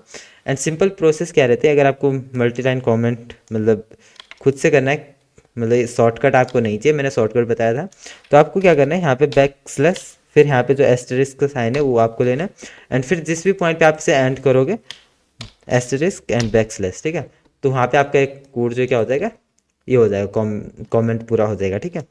तो आपको एक चीज़ ध्यान में रखना है, जब भी आप मल्टी लाइन कमेंट का यूज़ कर रहे हो तो इसे क्लोज हमेशा करना है, ठीक है। अदरवाइज आपको एरर आ रहे होंगे, जैसे आप देखो ये पूरा कोड हमारा कमेंट पाने जाएगा इतने से नीचे का, तो इसे क्लोज हमेशा करना है। तो ये हमने इतना कर दिया, एंड ये हमारा हो गया सम ऑफ ए एंड बी, ठीक है। तो ये भी हमने देख लिया। अब यहाँ पे आते हैं एंड आगे चलते हैं। अब हमारे पास आता है जावा में इनपुट किस तरीके से लेने होते हैं। ये मीन हमारे पास, next line and next int, ये सारे हमारे पास मीन है। तो चलिए अब देखते हैं किस तरीके से लेते हैं हम यूज़र से इनपुट, ठीक है। सबसे पहले यहाँ पे हमें क्या करना होगा, एक चीज़ इंपोर्ट करनी होगी। ये दोबारा से थोड़ा सा आपके लिए कंफ्यूज हो जाएगा, ज़्यादा कुछ नहीं सोचना है आपको। एक चीज़ यहाँ पे आप सोच सकते हो, हम मतलब जावा में बहुत सी चीज़ें पहले से हैं, बहुत से हमारे पास पैकेजेस हैं, एंड हम एक पैकेज इंपोर्ट कर रहे हैं जो हमारे लिए क्या काम कर रहा होगा, उसमें से हम मतलब पहले सभी को यहाँ पे जावा डॉट यूटिल डॉट, हमने क्या किया, सभी को यहाँ पे इंपोर्ट कर लिया, जितने जावा में पैकेजेस हैं हमने सभी यूटिल पैकेजेस को यहाँ पे इंपोर्ट कर लिया। अब अगर हमें इसके साथ कुछ भी ऑपरेशन परफॉर्म करना है, मतलब इसके अंदर हमारे लिए एक स्कैनर ऑब्जेक्ट होगी, ठीक है। तो उस स्कैनर ऑब्जेक्ट के हेल्प से, ऑब्जेक्ट क्या होता है ये सारी चीज़ें कन्फ्यूज में नहीं रहना है, बस सिंपल सा भी समझो, एक स्कैनर ऑब्जेक्ट होगी एंड उस स्कैनर ऑब्जेक्ट की हेल्प से हम यूज़र से इनपुट ले सकते हैं, ठीक है। तो कुछ कुछ ऐसी चीज़ें हैं जो अभी के लिए समझ में नहीं आएगी, बस उन्हें अभी के लिए सिर्फ मतलब एज इट इज़ करते जाओ जैसे हम कर रहे हैं, एंड जितना समझ में आ रहा है उतना लेके चलो, ठीक है।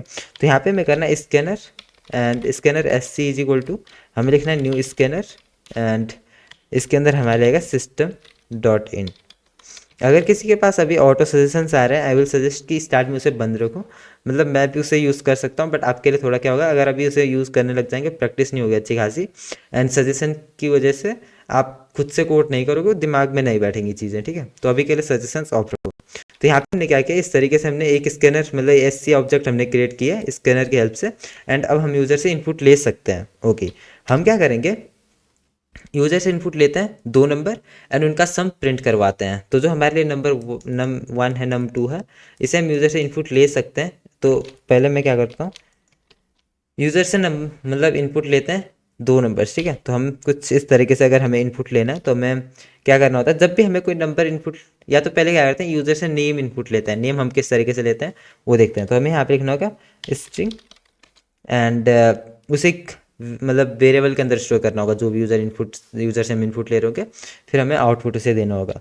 तो यहाँ पे मान लेगा स्ट्रिंग एंड फिर यहाँ पे आएगा नेम यूज़र नेम, ठीक है। तो ये यूज़र का मतलब ये रहेगा जो यूज़र हमें इनपुट दे रहा होगा। तो यहाँ पे हम कहेंगे SC dot next in next. तो यहाँ पे हम नेक्स्ट का यूज़ करेंगे। जब भी आपको एक वर्ल्ड यूज़र से लेना होता है उसके लिए हम नेक्स्ट का यूज़ करते हैं, एंड इस वैल्यू को हम क्या करेंगे, system dot out dot print l.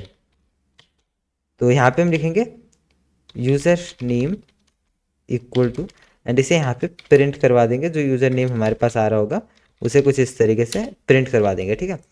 तो सेमी कॉलन नहीं बोलना, एरर आ जाएगा। तो यहाँ पे आएंगे एंड मैं क्या करता हूँ, यहाँ पे कुछ इस तरीके से मैं इसे इस तरीके से करता हूँ, एंड यहाँ पे हमारे पास एरर आ रहा है, फ्लोट इंट यूज़र नेम हमारे लिए यहाँ पे आएगा। अगर मैं डायरेक्टली इसे अभी के लिए कट कर दें, ठीक है। ओके, हम यहाँ से कॉमा से नहीं कर सकते, सॉरी, वही एक प्रॉब्लम थी।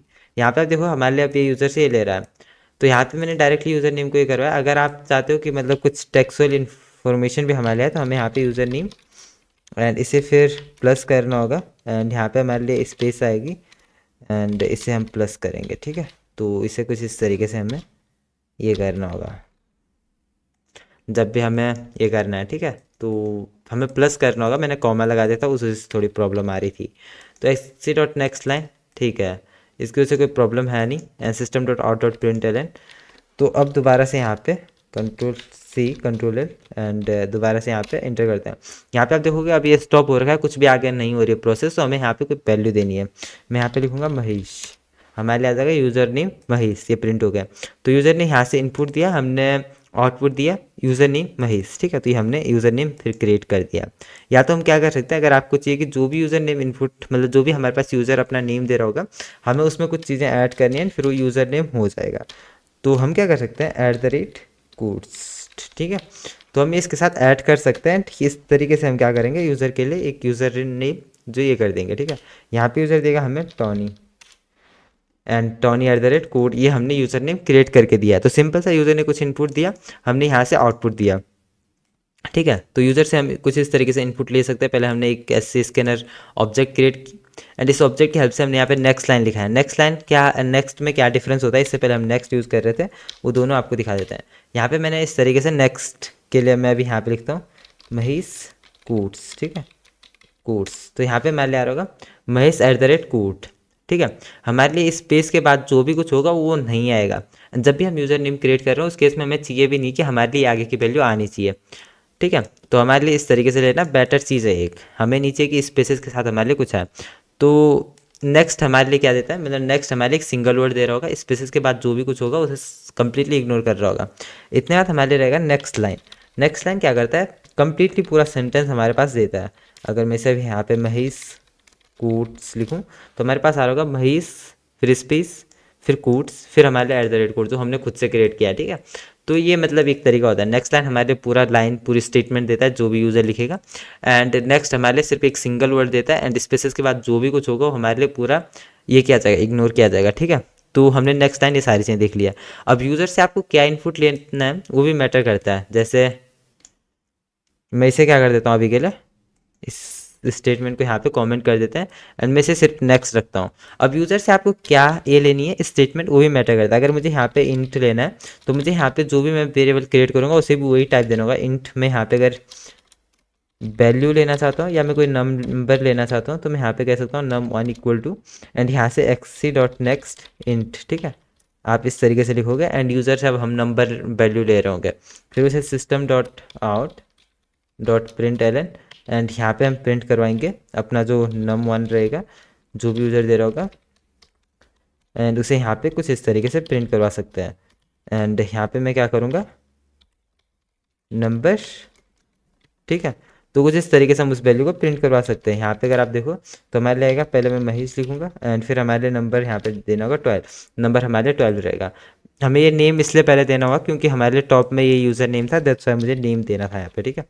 अब यहाँ पे एक चीज़ और क्या रहती है, हमें ये आइडिया नहीं लग रहा है किस पॉइंट पे हमें क्या वैल्यू देनी है, क्योंकि टर्मिनल में हमारे पास कुछ भी ऐसा लिख के नहीं आ रहा है कि हमें क्या देना है। टर्मिनल सिर्फ खाली है, हम कोड के बेस पे वहाँ पे वैल्यू दे रहे हैं क्योंकि हमें पता है कोड क्या है। लेकिन अगर किसी को नहीं पता कोड क्या है, वो सारी चीज़ें मतलब टर्मिनल के बेस पे करे, जो भी टर्मिनल में लिख के है, तो किस तरीके से करेगा। तो इसके पहले हम क्या कर सकते हैं, अगर इस तरीके से है तो हम यहाँ पे system dot out dot print, यहाँ पे हम प्रिंट का यूज इसलिए कर रहे हैं क्योंकि हमें क्या चाहिए, इसके बाद जो भी मतलब यहाँ पे यूज़र वैल्यू देगा उसके बाद हमारे नेक्स्ट लाइन आनी चाहिए, जो भी हम यहाँ पे यूज़र वैल्यू दे रहा होगा डायरेक्टली इसके बाद आना चाहिए जो भी स्टेटमेंट हम लिखें। इसलिए मैं प्रिंट लिख रहा हूँ, हमें इसके बाद नेक्स्ट लाइन नहीं चाहिए, जो भी यूज़र टाइप करेगा वो उसी मतलब इसके अंदर होना चाहिए, ठीक है। तो यहाँ पे मैं लिखूँगा प्रोवाइड नम ए, ठीक है। तो ए हमारे लिए यहाँ पे यूज़र ए दे रहा होगा, ठीक है। इसी तरीके से अगर हमें यूज़र से 2 नंबर लेने हैं जिसका हम सम प्रिंट करवा रहे हो, इसी तरीके से नम बी, ठीक है। तो यूज़र हमारे लिए 2 नम देगा जिसे हम नम यहाँ पे से num2 कर लेते हैं। एंड अब हम यूज़र को क्या देंगे, यहाँ पे हम यूज़र को दे रहे होंगे, तो यहाँ पे हम कहेंगे सम, एंड इसे हम कहेंगे सम ऑफ ए एंड बी, ठीक है। इसे थोड़ा सा समझने का ट्राई करना, अगर थोड़ा सा कन्फ्यूजिंग हो रहा है तो यहाँ पे हमारे लगेगा int sum is equal to num1 plus num2, तो ये हमारे लिए रहेगा। अब देखना क्या कर रहा है, ठीक है। मैंने यहाँ पे पहले लिखा है प्रोवाइड नम ए, मैंने प्रिंट का यूज़ करके लिखा है, मतलब हमारे लिए नेक्स्ट लाइन नहीं आएगी। तो यहाँ पे हमारे लेगा num1 यूज़र हमें देगा, ठीक है, यूज़र हमें num1 देगा, ठीक है। फिर हमारे पास नेक्स्ट स्टेटमेंट आएगी कि प्रोवाइड नम बी, अब यूज़र हमें नम बी देगा, मतलब ठीक है। अब हम यहाँ से आगे आएंगे, हमारे पास यहाँ पे क्या होगा, सम के अंदर हम num1 एंड num2 को क्या कर देंगे ऐड, एंड फिर यहाँ से प्रिंट करवा देंगे सम को। अब इसी चीज़ को यहाँ पे देखते हैं अपने टर्मिनल के अंदर, एंड हमें दोबारा से अपने कोड को रन करना है। यहाँ पे हमारे लिए एरर क्या आ रहा है कि सेमीकोलन एक्सपेक्टेड, जो हमारा स्टेटमेंट टर्मिनेटर है, एंड हमने वो ऐड नहीं किया। तो यहाँ पे आते हैं एंड स्टेटमेंट टर्मिनेटर को अपने ऐड करते हैं। यहाँ पे आप देखो पहले हमारे आएगा प्रोवाइड नम ए, मैं यहाँ पे दे दूंगा 12। सेकंड में आएगा ये मैं दूंगा 23। हमारे लिए सम ऑफ ए एंड बी 35, ठीक है। यूज़र से हमने इनपुट लिया, आउटपुट दिया, ये सिंपल सा। हमने इनपुट देख मतलब इंट किस तरीके से लेना वो देख लिया, एंड ये सारी चीज़ें। अब आपको मैं सजेस्ट करूँगा जो और चीज़ें हमारे पास है, int white float double Boolean short long, ये लेने का आप खुद से ट्राई करो, ठीक है। एंड फिर आगे हमें और ज़्यादा यूज़ कर रहे होंगे तो वहाँ पे प्रैक्टिस में सारी चीज़ें हो जाएगी। इनपुट किस तरीके से लेना है, sum of A and b, ये हमने कर दिया अभी just. Product of A and b, इसमें कुछ नहीं करना है, यहाँ पे हम बस एस्टरिस्क साइन का यूज़ करेंगे जो हमारे एस्टरिस्क है, एंड यहाँ पे इसका सम हमारे लिए आ रहा होगा, बस सम नहीं, product of A and B and control T. तो इसे हम यहाँ पे directly product of A and B, and यहाँ पे से प्रोडक्ट कहते हैं, एंड यहाँ पे भी से प्रोडक्ट। तो ये हमारे लिए क्या ले रहा होगा, प्रोडक्ट ले रहा होगा, ठीक है। तो सबसे पहले हमें चाहिए प्रोवाइड नम ए, हम देंगे यहाँ पे 12 एंड नम ये 24 हमारे लिए आ जाएगा प्रोडक्ट, ठीक है। तो ये भी हमने देख लिया, ए एंड बी का हमें प्रोडक्ट आ गया, ये भी हमने सिंपल सा देख लिया, बहुत सिंपल प्रोसेस है। यूज़र से हमने नम ए लिया, यूज़र से हमने num2 लिया, एंड दोनों को हमने ये किया मल्टीप्लाई किया, एंड हमारे पास उसका प्रोडक्ट आ गया था। अब हमें एरिया ऑफ सर्कल हमारे लिए क्या रहेगा, पाई स्क्वायर। अब पाई हमारे लिए क्या होता है, पाई हमारे लिए होता है एक फ्लोट वैल्यू, ठीक है। ये करना थोड़ा मतलब मेन है। हमारे पास यूज़र क्या दे रहा होगा, यूज़र हमें देगा रेडियस, ठीक है, एंड उस बेस पे हमें ये करना, उसे रिजल्ट देना है, ठीक है। तो हम कहेंगे यहाँ पे रेडियस ऑफ सर्कल, ठीक है। तो सर्कल की रेडियस हमारे पास यहाँ पे यूज़र दे रहा होगा, उस बेस पे फिर हम क्या करेंगे, यहाँ पे उसे ये देंगे कि ठीक है क्या है फिर। तो जो हमारे पास ये रहता है, यहाँ पे हमारे पास एरिया ऑफ सर्कल, ये हमारे लिए क्या रहेगा, जो हमारे पास एरिया ऑफ सर्कल होगा वो हमारे लिए एक फ्लोट नंबर होगा, ठीक है। मतलब मैं क्या करता हूँ, जो भी हमारे पास है वो डबल रखते हैं, ठीक है, फ्लोट नहीं, फ्लोट में थोड़ी सी प्रॉब्लम आ सकती है। या फिर फ्लोट भी रखें तब भी कोई प्रॉब्लम नहीं है, लेकिन थोड़ी सी प्रॉब्लम आ सकती है, कोई नहीं, उसी को देखेंगे अभी, ठीक है। हम यहाँ पे इसे फ्लोट रखते हैं, मैं इसे नेम देता हूँ, मैं इसे क्या नेम देता हूँ, okay, area of circle, area of circle, ठीक है। एंड ये डायरेक्टली एरिया ऑफ सर्कल, ठीक है, ये हमारा एरिया ऑफ सर्कल रहेगा। एंड हमें क्या करना है, 3.14 पाई का हमारा ये रहेगा मल्टीप्लाई, एंड हमें यहाँ पे करना है जो हमारे पास यहाँ पे रेडियस आ रही होगी, ठीक है, यहाँ पे हमारे पास आएगी रेडियस, एंड इस रेडियस से हम मल्टीप्लाई कर रहे होंगे 2 टाइम्स, ठीक है। तो ये हमारा रहता है सिंपल जब भी हम एरिया ऑफ सर्कल लेते हैं। एंड आप फार्मूला डायरेक्टली जाके इस पर भी देख सकते हो, मैथ का यहाँ पे कुछ उतना है नहीं, फार्मूला आप नॉर्मली गूगल भी कर सकते हो, हमें लॉजिक पे फोकस करना है। तो यहाँ पे हमारे पास कुछ इस तरीके से सारी चीज़ें हैं, एंड हमारा फ्लोट यहाँ पे आ रहा होगा। तो यहाँ पे मैं कह सकता हूँ area of circle, area of circle, and यहाँ पे हमारे लिए एरिया ऑफ सर्कल आ रहा होगा, ठीक है। तो अब देखते हैं क्या यूज़र हमें देता है एंड किस बेस पे फिर हम एरिया ले रहे होंगे। यहाँ पे हमें यूज़र, हमारे लिए एरर क्या आएगा, possible lossy conversion from double two float, इसी की मैं बात कर रहा था, प्रॉब्लम आएगी। ये क्या कह रहा है, यहाँ से हमारा लॉसी कन्वर्जन हो रहा है क्योंकि हम इस वैल्यू को फ्लोट में चेंज करने का ट्राई कर रहे हैं, मतलब जो हमारा ये रिजल्ट हमारा यहाँ पे आएगा वो हमारे लिए डबल में आएगा, एंड यहाँ पे हमारा लॉसी कन्वर्जन है। अभी मैंने इसके जो हमारा ये फ्लोट वैल्यू था यहाँ पे मैंने एफ ऐड कर दिया, इससे पहले नहीं किया था।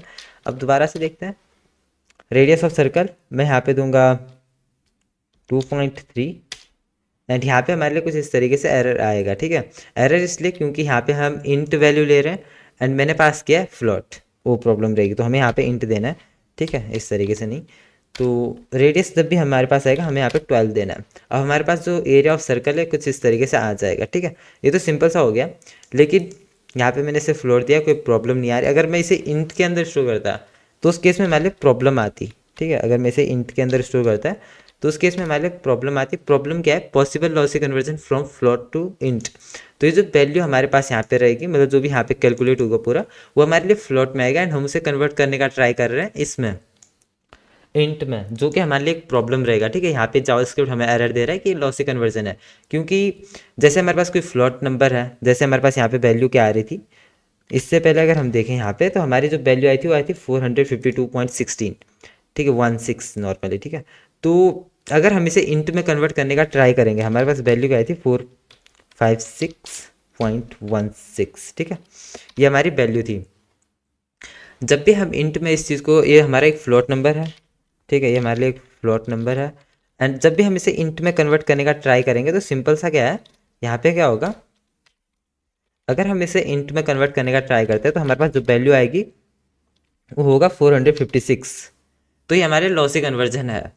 तो ये हमारे लिए जावास्क्रिप्ट एरर देता है। देखो, जब भी कोई नंबर बड़े में कन्वर्ट होना होता है वो इजीली हो जाता है, वहाँ पे कोई प्रॉब्लम नहीं आएगी। फॉर एग्जांपल अगर मैं इसे डबल या लॉन्ग यहाँ पे, मतलब अगर मैं इसे डबल दूँ तो डबल हमारे सबसे बड़ी ये है, एंड इसके अंदर ये फोर्स रिस्टोर हो जाएगा, कोई प्रॉब्लम नहीं आएगी, ठीक है, कोई एरर भी नहीं आएगा। क्योंकि जैसे आप ये समझ सकते हो, आपके पास एक छोटी बाल्टी है एंड एक बड़ी बाल्टी है, ठीक है। अगर आप छोटी बाल्टी का पानी बड़ी बाल्टी में डालोगे कोई प्रॉब्लम नहीं होगी, नॉर्मल है, ठीक है। बट वहीं पे आप बड़ी बाल्टी का पानी छोटे इसमें डालोगे, प्रॉब्लम आएगी, आपका बहुत सा पानी गिर जाएगा, एंड इससे अप्रोच भी नहीं है। तो इसी चीज़ को जाओ, हमारे पास एरर क्या दे रहा है कि हम क्या ट्राई कर रहे हैं, हम वही काम कर रहे हैं कि बड़ी बाल्टी का जो पानी है हम उसे छोटी बाल्टी में डालने का ट्राई कर रहे हैं, जो कि पॉसिबल नहीं है, ठीक है। तो वहाँ पे हमारा नुकसान होगा, इसी चीज़ को बता रहा है यहाँ पे, ठीक है। तो कभी भी हम किसी बड़ी वैल्यू को छोटे इसमें स्टोर नहीं कर सकते हैं, एंड ये सिंपल सा है। यहाँ पे हमारे पास एक फ्लोट नंबर था, जब भी हम उसके साथ मल्टीप्लाई करेंगे तो हमारे पास जो रिटर्न हो जाएगा वो एक भी एक फ्लोट नंबर होगा, ठीक है। तो उस केस में हम यहाँ पे मतलब इसे डायरेक्टली इंट में कन्वर्ट नहीं कर सकते, एक एरर है।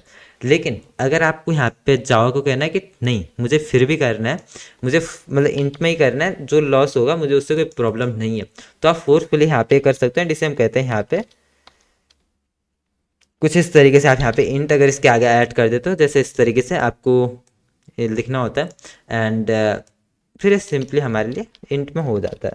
अब आप यहाँ पे आओगे, ऐड करोगे, हमारे रेडियस पूछेगा, मैं यहाँ पे 12 दूंगा, एंड हमारे आएगा 452। आप देखो सिंपल सा आ रहा है, ठीक है। इसी तरीके से अगर मैं यहाँ पे फ्लोट इसे रखता एंड इसे कट कर देता, ठीक है, एंड मैं इसे फ्लोट रखता, तो उस केस में हमारे लिए सेम वैल्यू देने पे 12 हमारे लिए आ रहा था 452, हमारे लिए 0.16 का मतलब वहाँ पे ये हुआ था, ठीक है, नुकसान जो भी कुछ था। तो यहाँ पे 452, उससे कोई इतना है नहीं, हमने लॉजिक समझ लिया है क्या प्रॉब्लम है। अब इसे यहाँ पे भी देख लेते हैं, मैंने थोड़ा सा यहाँ पे बता रखा। टाइप कन्वर्जन क्या होता है? कन्वर्जन हैपन्स व्हेन, मतलब जो ऑटोमेटिकली होता है, इसे हम वाइटनिंग भी कहते हैं।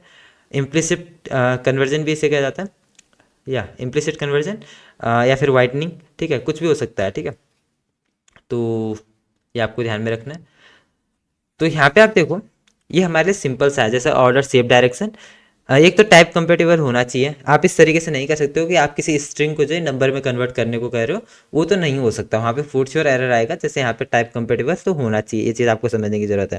सेकंड, जो हमारे कैरेक्टर रहते हैं उनके पास एक ASI कुछ ये रहता है, नंबर रहता है, तो जो हमारे कैरेक्टर होंगे वो नंबर में कन्वर्ट होते हैं, उनमें कोई एरर नहीं आएगा। तो इसे मैं नीचे कर लेता हूँ। एंड यहाँ पे मैं आपको एक एग्जाम्पल भी दिखाता हूँ। हमारे पास एक मैं इसे कम्प्लीटली कर लेता हूँ, एंड मैं यहाँ पे लिखता हूँ एक कैरेक्टर। तो मेरे पास कैरेक्टर रहेगा A इज इक्वल नहीं, कैरेक्टर, यहाँ पे मैं इसमें लिखूंगा B। तो इस B के पास अपना एक नंबर होता है ASCI, कुछ इस तरीके से इसे कहा जाता है, बट इस पे ज़्यादा फोकस नहीं करना है। मतलब हर एक कैरेक्टर हमारा उसे कुछ, अगर आप उसे इंट में कन्वर्ट करने का ट्राई करोगे कैरेक्टर हो जाएगा, वो हम आगे उस पर कुछ मतलब क्वेश्चन भी कर रहे होंगे आगे। बट सिंपल सा अभी के लिए अगर मैं यहाँ पे क्या करता हूँ, int B is equal to, and इसके अंदर मैं क्या करता हूँ, ये जो कैरेक्टर आएगा ये इंट के अंदर आएगा, तो मैं इसे कह सकता हूँ कैर इंट, ठीक है। मैं इसे सिंपली अभी ये कह रहा हूँ। एंड यहाँ पे अभी इसे क्या करता हूँ, system dot out dot print, ठीक है। तो यहाँ पे मैं इसे प्रिंट एलन का यूज़ करके इसे कैर इंट जो हमारा रहेगा उसे प्रिंट करते हैं, ठीक है। तो ये हमारा सिंपल सा रहेगा। एंड जो यहाँ पे हमारा पूरा काम हो रहा था, ये एरिया ऑफ सर्कल, इसे मैं पूरा कमेंट आउट भी कर सकता हूँ, ठीक है। तो ये हमारा पूरा कमेंट आउट करते हैं, क्योंकि ये बार बार हमसे पूछेगा, जो कि मुझे नहीं चाहिए। तो ये हमारा यूज़र नेम के लिए रहेगा। एंड इसे मैं यहाँ पे ए भी दे देता हूँ, area of circle, area of circle. तो ये हमने देख लिया। एंड यहाँ पे हमारे पास ये प्रिंट हो जाएगा। अब आप देखना यहाँ पे जो इंट है ये हमारे लिए क्या प्रिंट होगा, ठीक है। यहाँ पे करेंट एक्सपेक्टेड, ओके, यहाँ पे हमने सेमीकोलन यूज़ नहीं किया तो इसलिए एरर आया, ठीक है। यहाँ पे आप देखो 98, तो जो हमारा ये मतलब ये है बी, यहाँ पे कैरेक्टर है, ये 98 है। तो इसी तरीके से हमारे कैरेक्टर होते हैं, उन भी मतलब इंट में हमारे लिए कन्वर्ट होते हैं। तो ये सिंपल सी चीज़ है, इस पर ज़्यादा ये नहीं करना है, ठीक है। बट आपको ये समझना है टाइप कंपेटेबल होना चाहिए, मतलब जब भी आप कर रहे हो, जैसे इंट फ्लोट, इन्हीं के साथ वो ऑपरेशन हो रहे हो मेनली। आप ऐसा नहीं कि स्ट्रिंग को इंट में कन्वर्ट करने का ट्राई करें, या कोई ट्रू फॉल्स वैल्यू को आप इंट में कन्वर्ट करने का ट्राई करो, वो नहीं हो सकता। तो ये टाइप कंपेटेबल फर्स्ट ये, ठीक है। जब भी आप कन्वर्जन कर रहे हो, तो टाइप कन्वर्जन मतलब जो ऑटोमेटिकली हो जाए उसे हम मेनली कहते हैं, ठीक है।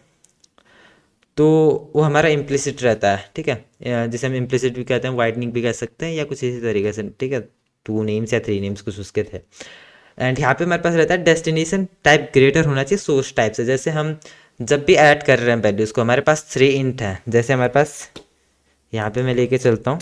एंड इस चीज़ को मैं अब क्या कर सकता हूँ, यहाँ पे हमारे पास है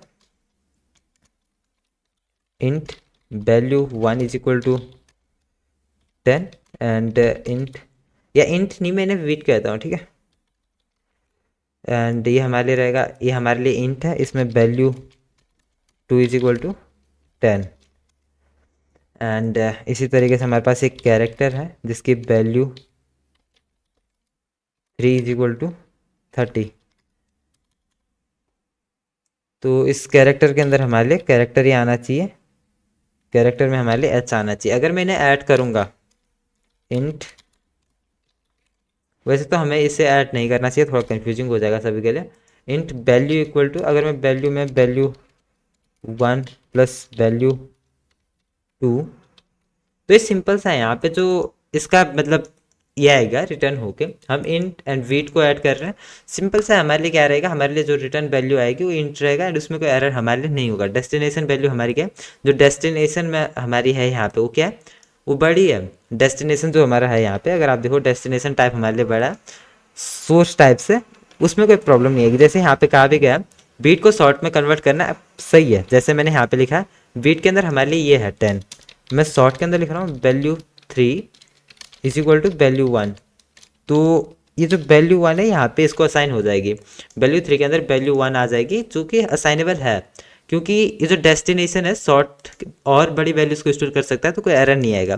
तो डेस्टिनेशन का सिंपल मतलब है कि जो भी टाइप हो उससे बड़ा हो, जिसके अंदर भी मतलब आप जैसे वीट को मैं स्टोर कर रहा हूँ शॉर्ट के अंदर, सही है, कोई प्रॉब्लम नहीं आएगी। लेकिन वहीं पर अगर आप शॉर्ट की वैल्यू को वीट के अंदर स्टोर करने का ट्राई करोगे वहाँ पे एरर आएगा। एंड अगर आप उसे फोर्सफुली करवाना चाहते हो तो आपको उसके अंदर बताना होगा यहाँ पे कुछ इस तरीके से कि नहीं मुझे तो इस टाइप में करना है तो कर दो, कोई प्रॉब्लम नहीं है, ठीक है। वो सिंपल सा रहता है। जैसे जैसे इस इंट की वैल्यू को अगर मैं शॉर्ट में कन्वर्ट करना चाहूँ उस केस में थोड़ी सी प्रॉब्लम आएगी क्योंकि इंट बड़ा है शॉर्ट से। तो ये हमारा ये रहता है वीट, फिर शॉर्ट, फिर इंट, फिर फ्लोट, फिर लॉन्ग, फिर डबल। तो ये हमारा ये होता है, ठीक है, एक फॉर्मेट। एंड ये तो हमने बात कर ली, डेस्टिनेशन ये हमारा रहेगा। टाइप कास्टिंग मैंने बता दिया था फोर्सफुली अगर आप चीज़ों को करना चाहते हो उस केस में। जैसे ये जो हमारा फ्लोट नंबर है इसे हम इंट में कन्वर्ट करना चाहते हैं मार्क्स को, ठीक है, तो यहाँ पे इस तरीके से हमें ये करनी होगी टाइप कास्टिंग, ठीक है। एंड इसे हम कहते हैं एक्सप्लिसिट, ये नैरोइंग या एक्सप्लिसिट या नैरोइंग कन्वर्जन इसे कहा जाता है। तो थोड़ा सा ये देख लो, ठीक है। अब हमारा टाइप प्रमोशन एक्सप्रेशन क्या होता है, जब भी मतलब आप जैसे वीट, शॉर्ट एंड कैरेक्टर के साथ कोई भी ऑपरेशन करोगे, ठीक है, आप अगर इन्हें ऐड करो तो इस केस में हमारे पास जो भी ऑपरेशन मतलब जो भी हमारे पास वैल्यू आएगी वो ऑटोमेटिकली हमारे लिए इंट में आ रही होगी। तो जैसे यहाँ पे हमारे पास क्या है, ये वेट है, ये शॉर्ट है, अगर मैं इन दोनों को ऐड करता हूँ तो हमारे लिए किस में आएंगे, ये हमारे लिए जो वैल्यू आएगी वो हमारे लिए आ रही होगी। जैसे मैं यहाँ पे लिखता हूँ शॉर्ट एंड यहाँ पे हमारे लिए सम ऑफ वैल्यूज, तो इन वैल्यूज का हमारे सम आ रहा होगा वैल्यू 1 प्लस वैल्यू 2, यहाँ पे वैल्यू 2, इनका सम हमारे लिए आ रहा होगा। लेकिन मैंने यहाँ पे क्या दिया, शॉर्ट टाइप दिया है, लेकिन यहाँ पे हमारे लिए एरर आ रहा होगा, ठीक है। एंड मैं क्या करता हूँ, system dot out dot print l n, ठीक है, यहाँ पे हमारे लिए इस सम ऑफ वैल्यूज़ का ये करते हैं, प्रिंट करवाते हैं, ठीक है। यहाँ पे सेमी कॉलन ऐड कर देते हैं, अदरवाइज प्रॉब्लम आ रही होगी। यहाँ पे आप देखोगे value 1 value 2 can not find symbol, value 2 can not find symbol. Okay, तो हमारे पास वैल्यू 2 नहीं थे, ये वैल्यू 2 इस तरीके से होगा, ठीक है। एरर क्या आएगा, possible lossy conversion from into short. तो यहाँ पे क्या कह रहा है कि इसको जो भी हमें वैल्यू हमारे पास आ रही है, ये एक्चुअल में जो ये सम हमारे पास आ रहा है इंट है, एंड आप इसे शॉर्ट में कन्वर्ट करने का ट्राई कर रहे हो जो कि हमारे लिए एक पॉसिबल लॉसी कन्वर्जन हो सकता है। तो यहाँ पे इससे हमें ये आइडिया लग रहा है कि ठीक है, जब भी मैं वीट, शॉर्ट, कैर अगर इनको ऐड करने का ट्राई कर रहा हूँ, मतलब इनके साथ कोई मैथमेटिकल ऑपरेशन परफॉर्म कर रहा हूँ, एडिशन हो गया, सब्ट्रैक्शन, मल्टीप्लिकेशन, तो उस केस में ये जो अगर हमारे सिर्फ ये 3 कैरेक्टर मतलब 3 टाइप्स के कैरेक्टर हैं जैसे वीट, शॉर्ट या कैर या इंट, ठीक है, तो ऑटोमेटिकली हमारे इंट में ये हो रहा होगा। उस केस में हमारे पास एरर आएगा अगर हम उसे कोई दूसरा टाइप में स्टोर करने का ट्राई कर रहे हैं, अगर हम शॉर्ट या इसमें करने का कन्वर्ट करने का ट्राई कर रहे हैं तो हम यहाँ पे इसे सॉर्ट देंगे डायरेक्टली, क्योंकि ऑटोमेटिकली होना क्या चाहिए बाय डिफ़ॉल्ट, यहाँ पे इसके अंदर 10 है, इसके अंदर भी 10 है वैल्यू 2 के अंदर, तो शॉर्ट के अंदर हमारी 20 आ रही है जो कि एक वैलिड वैल्यू है, बट स्टिल ये ऑटोमेटिकली हमारे लिए कन्वर्ट हो जाता है, क्योंकि उसको जैसे हमारे लिए फास्ट रहता है एंड इसे मतलब फास्टली होता है एंड ये रहता है स्पीड रहती है हमारी कोड में, दैट्स वाई ये होता है, ठीक है। तो ज़्यादा नहीं सोचना है, सिंपल। अभी आप देखो तो अभी हमारे लिए बताएगा कुछ इस तरीके से, तो हमें इसको भी यहाँ पे क्या करना होगा इस तरीके से, तो ये पूरा यहाँ पे शॉर्ट में कन्वर्ट हो जाएगा। तो 20 हमारे पास आएगा। पहले क्या हो रहा था, जब मैंने शॉर्ट इस तरीके से लिखा था उससे हमारी सिर्फ एक वैल्यू शॉर्ट में कन्वर्ट हो रही थी, ठीक है। तो अगर मुझे इससे भी शॉर्ट में कन्वर्ट करना है तो इस तरीके से हम क्या करेंगे, इससे हम एक एक सिम मतलब वैल्यू को क्या कर रहे हैं, शॉर्ट में कन्वर्ट करने का ट्राई कर रहे हैं। ओके, तो थोड़ा सा प्रॉब्लम आएगी, तो इस तरीके से नहीं करते हैं, डायरेक्टली जो है वो सही है, ठीक है। तो ये तो हमने देख लिया किस तरीके से यहाँ पे हमारे प्रॉब्लम आ रही होगी। अगर हम इसे डायरेक्टली करने का ट्राई करेंगे तो हमें यहाँ पे बताना है कि ठीक है इसे शॉर्ट में कन्वर्ट करो। ओके, तो ये तो हमने देख लिया। अब यहाँ पे आते हैं and if one operand is long, float और डबल, अगर इनमें से कोई भी एक लॉन्ग, फ्लोट, डबल है तो उस केस में हमारा all expression, okay, all expression is promoted to long, float and double, ठीक है, रिस्पेक्टिवली। तो इस पे आपको ध्यान नहीं देना है, यहाँ पे मैंने रीड में लिख रखी है, आप गिटअप पे जाके इसे देख लेना, रीड में नोट्स आपको मिल जाएगा, डे 1 नोट्स, वहाँ पे अच्छे में फॉर्मेट है किस तरीके से मतलब हमारा जो ये प्रमोट होता है, ठीक है। जैसे हम बीट सॉर्ट कर रहेगा तो इंट के लिए प्रमोट हो जाएगा, एंड अगर हमारे पास ये सारी चीज़ें रहेगी तो हमारा वो लॉन्ग बन जाएगा। अगर हमारे पास लॉन्ग एंड ये है if one operand is long and, तो हमारे लिए लॉन्ग बन जाएगा। एंड अगर हमारे पास फ्लोट है तो उस केस में हमारा फ्लोट आ जाएगा। एंड अगर हमारे पास डबल एंड फ्लोट है तो उस केस में हमारा डबल हो जाएगा। एंड टाइप इस तरीके से इसने बता रखा है, ये हमारा पूरा फॉर्मेट रहता है, ठीक है। तो सारी चीज़ें सही तरीके से मैंने वहाँ पे दे रखा है। अगर आप यहाँ पे आओगे day 1 एंड यहाँ पे आपको नोट्स पे आना है, मतलब जो रीड में है इससे थोड़ा सा रीड कर लेना, आपको पता चल जाएगा बेसिक चीज़ें क्या है। नेक्स्ट टाइप प्रमोशन एक्सप्रेशन, ये हमने सिंपल सा देख लिया। वीट को हम मल्टीप्लाई करेंगे 5 से, जो कि सही है, हमारे पास 10 आएगा, बट स्टिल सही तरीका नहीं है, यहाँ पे हमारे लिए एरर आ रहा होगा। ये सही तरीका है क्योंकि यहाँ पे हमने खुद से कर रखा है, ठीक है, मतलब बता रखा है, जैसे हम कहेंगे टाइप कास्टिंग, ठीक है। तो अब हमारे लिए हमारा कोड किस तरीके से रन करता है, ये मेन पार्ट है, इस पर बात करते हैं। जेडीके आपको पता होगा, हमने इससे पहले इसमें मैंने बात कर ली थी कि जेडीके इंस्टॉल कर लो, ठीक है, क्योंकि उसकी हेल्प से हम फिर अपने कोड को रन कर रहे होंगे। तो इसके अंदर बहुत से डेवलपमेंट के टूल्स होते हैं, उसके बारे में हमें बात नहीं करनी है। यहाँ पे मेन चीज़ क्या है, इसी के अंदर हमारे लिए एक जेडी होता है, एंड जेडी का मतलब क्या होता है, जावा डेवलपमेंट रन टाइम, ठीक है, Java development development environment, sorry, Java development environment, ठीक है। तो यह इसका सिंपल सा मतलब है। एंड इसके अंदर भी बहुत सी लाइब्रेरीज होती हैं, ये हमारा वर्चुअल मशीन होता है। तो इसको आके समझते हैं हमारा कोड एक्चुअल में रन किस तरीके से होता है। ये सिंपल सा इसके अंदर हमारे लिए एक जावा डेवलपमेंट इन्वायरमेंट होता है, एंड ये हमारे कोड को किस तरीके से रन करता है उस समझते हैं, ठीक है। तो ओके, पहले तो इसे ओके नेक्स्ट पेज पे चलते हैं। यहाँ पे आप देख सकते हो हमारा कोड किस तरीके से रन करता है। जो हम कोड कर रहे हैं, जो हमारा पूरा कोड फाइल है डॉट जावा, आप देख सकते हो डॉट जावा एक्सटेंशन यहाँ पे, वो हमारा क्या रहता है, सोर्स कोड, ठीक है। तो ये हमारा सोर्स कोड रहता है जो हम डॉट जावा फाइल क्रिएट करते हैं। तो जब भी हम अपने कोड को कंपाइल करते हैं, जो हमने जावा सी इससे पहले स्टार्ट में सबसे पहले किया था, उसकी हेल्प से हमारा कोड कंपाइल हो जाता है, एंड हमारे पास एक डॉट क्लास एक फाइल आ जाती है, जिसके अंदर हमारा जो कोड है वाइट में कन्वर्ट हो जाता है, ठीक है। अगर आप यहाँ पे आओगे तो हमने इसे जब इसे कंपाइल किया था तो हमारे पास यहाँ पे एक Java basics dot class file create हुई थी। ये हमारी वाइट कोड रहता है, ठीक है। ये जो वाइट कोड रहता है इसकी हेल्प से हमारे लिए क्या हो रहा होता है, इस वाइट को जो हमारा जो जेवीएम है जावा वर्चुअल मशीन, ये कन्वर्ट करती है नेटिव कोड में। नेटिव कोड मशीन के बेस पे होता है, अगर आप मैक में काम कर रहे हो, अगर आप विंडोज़ में काम कर रहे हो, या फिर लिनक्स पे काम कर रहे हो, उसके बेस पे नेटिव कोड मतलब रहता है, ठीक है, उसके बेस पे क्रिएट होगा। तो अगर आपका ऐसे वीट कोड जब आप एक बार क्रिएट कर लेते हो किसी जावा फाइल के, एंड उसे किसी दूसरे सिस्टम के अंदर रन करते हो, तो किसी के अंदर भी रन हो जाता है, ठीक है। दैट्स वाई इसे थोड़ा सा ये भी कहा जाता है, जो हमारी जावा है कि पोर्टेबल लैंग्वेज भी इसे कहा जाता है, जो कि सी प्लस प्लस में नहीं होता है। तो ये किसी भी मतलब मशीन के अंदर चल जाएगा अगर आपने एक बार उसका वीट कोड कन्वर्ट कर लिया, जो आपका एक कंपाइल कर लिया। तो कंपाइलेशन हमारा क्या रहता है, फर्स्ट प्रोसेस हमारी रहती है कंपाइलेशन, सेकंड हमारी रहती है एग्जीक्यूशन। अगर कंपाइलेशन के टाइम पे कोई भी एरर आता है आपके कोड में, सोर्स कोड में कोई एरर है, तो हमारे लिए कंपाइलेशन के टाइम पे आपके टर्मिनल में आ जाता है, एंड फिर आप उसे सही तरीके से ये करते हो, सॉल्व करते हो, एंड तभी आप मतलब अपने इसको वीट कोड में कन्वर्ट कर सकते हो, ठीक है। तो ये पूरी प्रोसेस रहती है हमारी इसकी, ठीक है। तो ये हमारा जेवीएम जावा वर्चुअल मशीन, ठीक है, जो हमारे कोड को नेटिव कोड में कन्वर्ट कर रही होती है, एंड उस तरीके से फिर हमारा कोड रन हो रहा होता है। तो आज के लिए इतना ही। Take care everyone, and main चीज़ों को हमने बात कर लिया, नेक्स्ट हम बात करेंगे आगे जो और चीज़ें। तो thanks for watching, and if you are new at this channel hit the bell icon button, do like, take care.